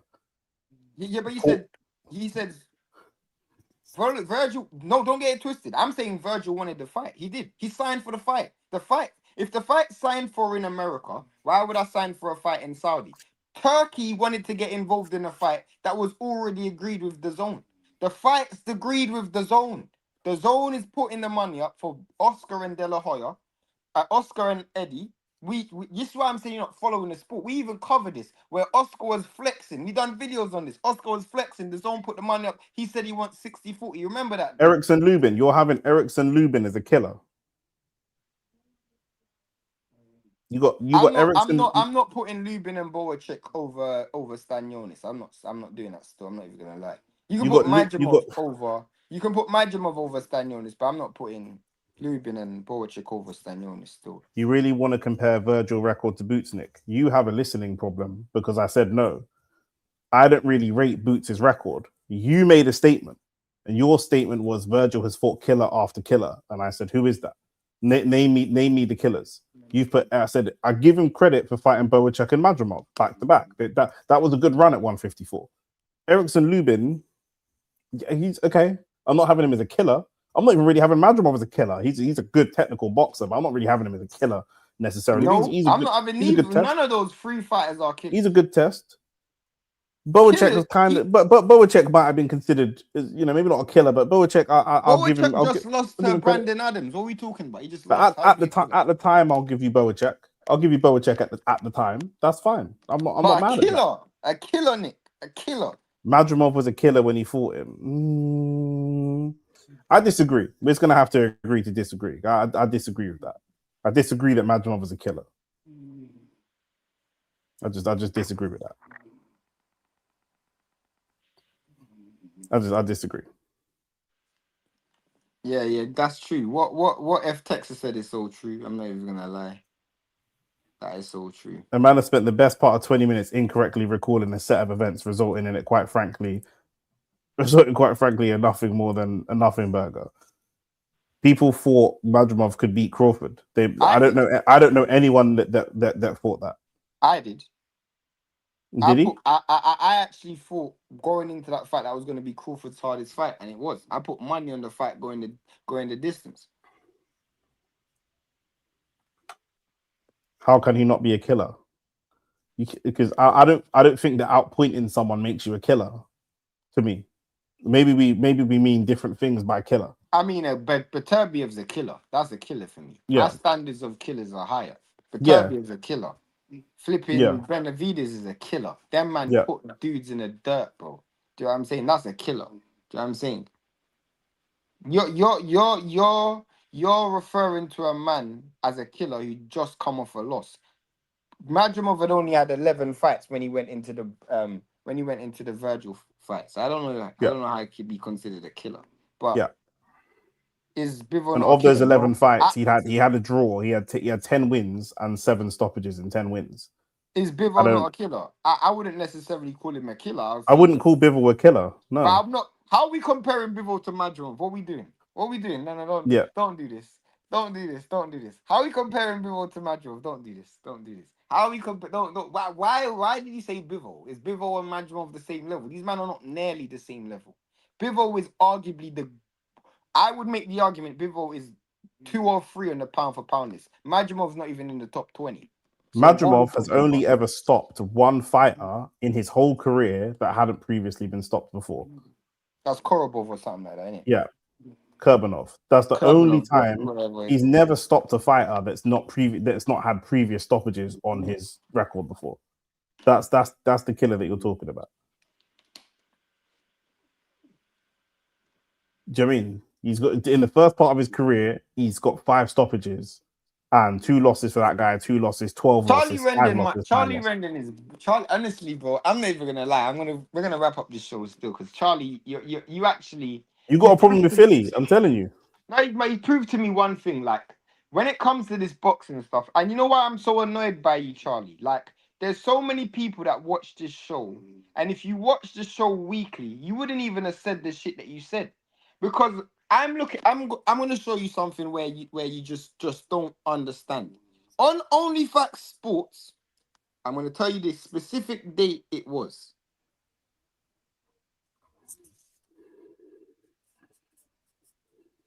I'll tell you the specific date it was. I'm going to tell you because I have to educate you. If you subscribe to the channel, you would have been so better off in life. But you need to watch our videos, my bro.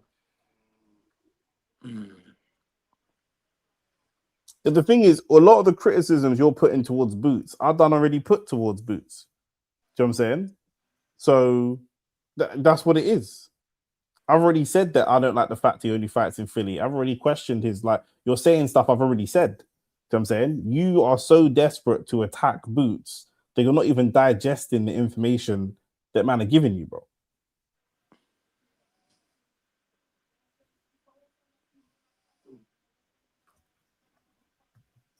Because I already said, Boots, I think he's talented, but at the end of the day, who's he for? He needs to step it up. Peace, F-Tex in a bit, my bro. Do you know what I'm saying? I've already said he needs to step up and fight better opposition. I need to see him fight outside of the outside of Philly and outside the East Coast. I've already said these things.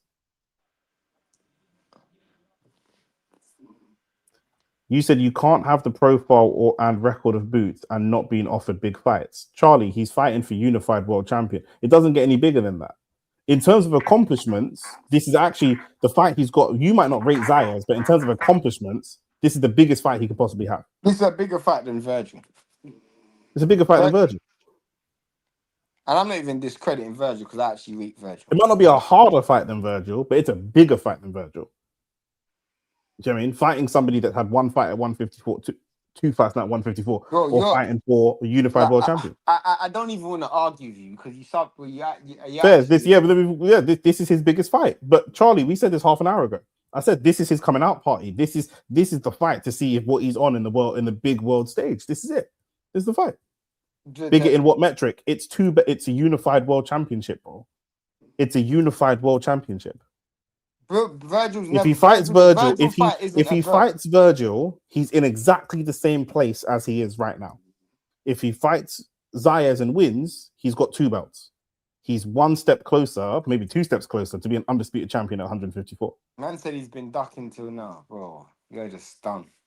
I don't even feel like to. I don't even know how to conversate with this ignorance, bro. You can't name me one fight this guy's ducked. You can't name me one fight this guy's ducked. What fight? The only fight that I think Terence Crawford brushes him, but Terence Crawford himself said, "Yeah, I'm not fighting this guy.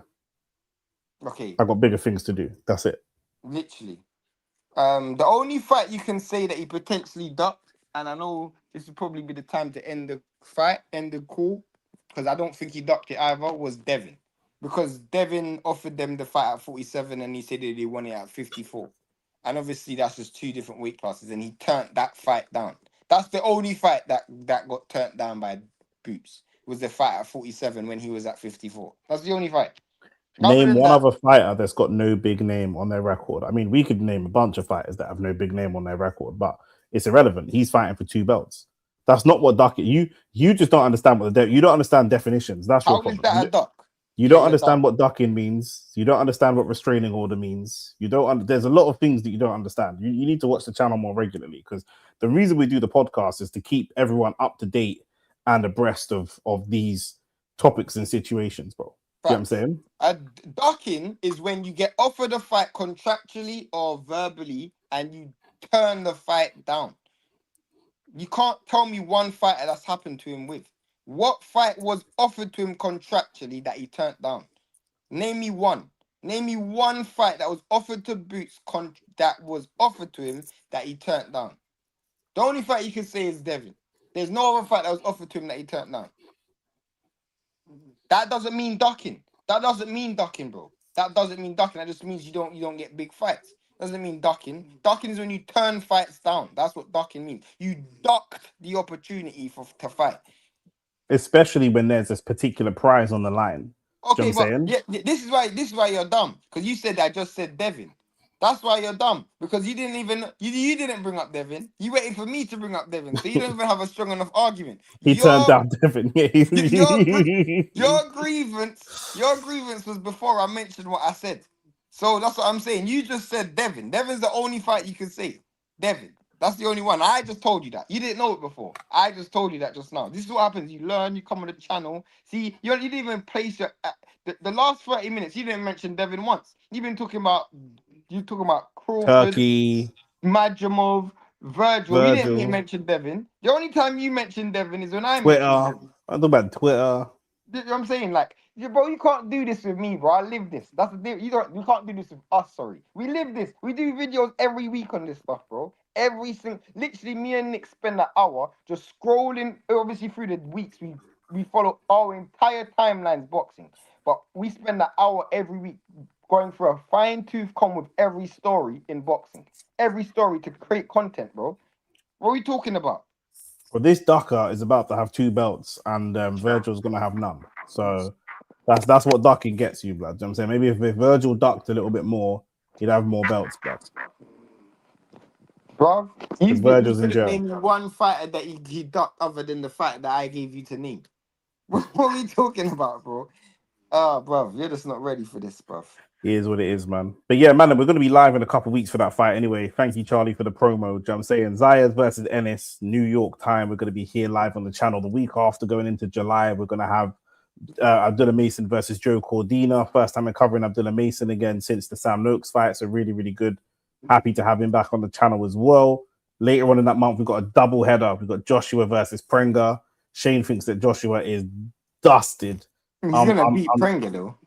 True, but obviously this is just a prelim for the... I mean, if Ada is really dusted, he might not. I'm not going to lie. And then on the same night, we've got Spence versus Tim Tszyu, where I think earlier on, Spence knows about 9 nights. He knows about wakes. He knows about all of that, blood. And Spence is going to get put in a spliff, blood. Do you know what I'm saying? I'm saying, bro, we're never going to see Spence again, bro. We might not even see Spence. If Tim Tszyu does what I think he can do to Spence, we might not even see Spence at ringside anymore. We might not see him. You know what I'm saying? Bro, I'm so serious, bro. You know what I'm saying? I'm so serious. Getting beaten by Errol Spence, but getting beaten by Crawford, but getting beaten by Tim Tszyu just has a different taste to it still.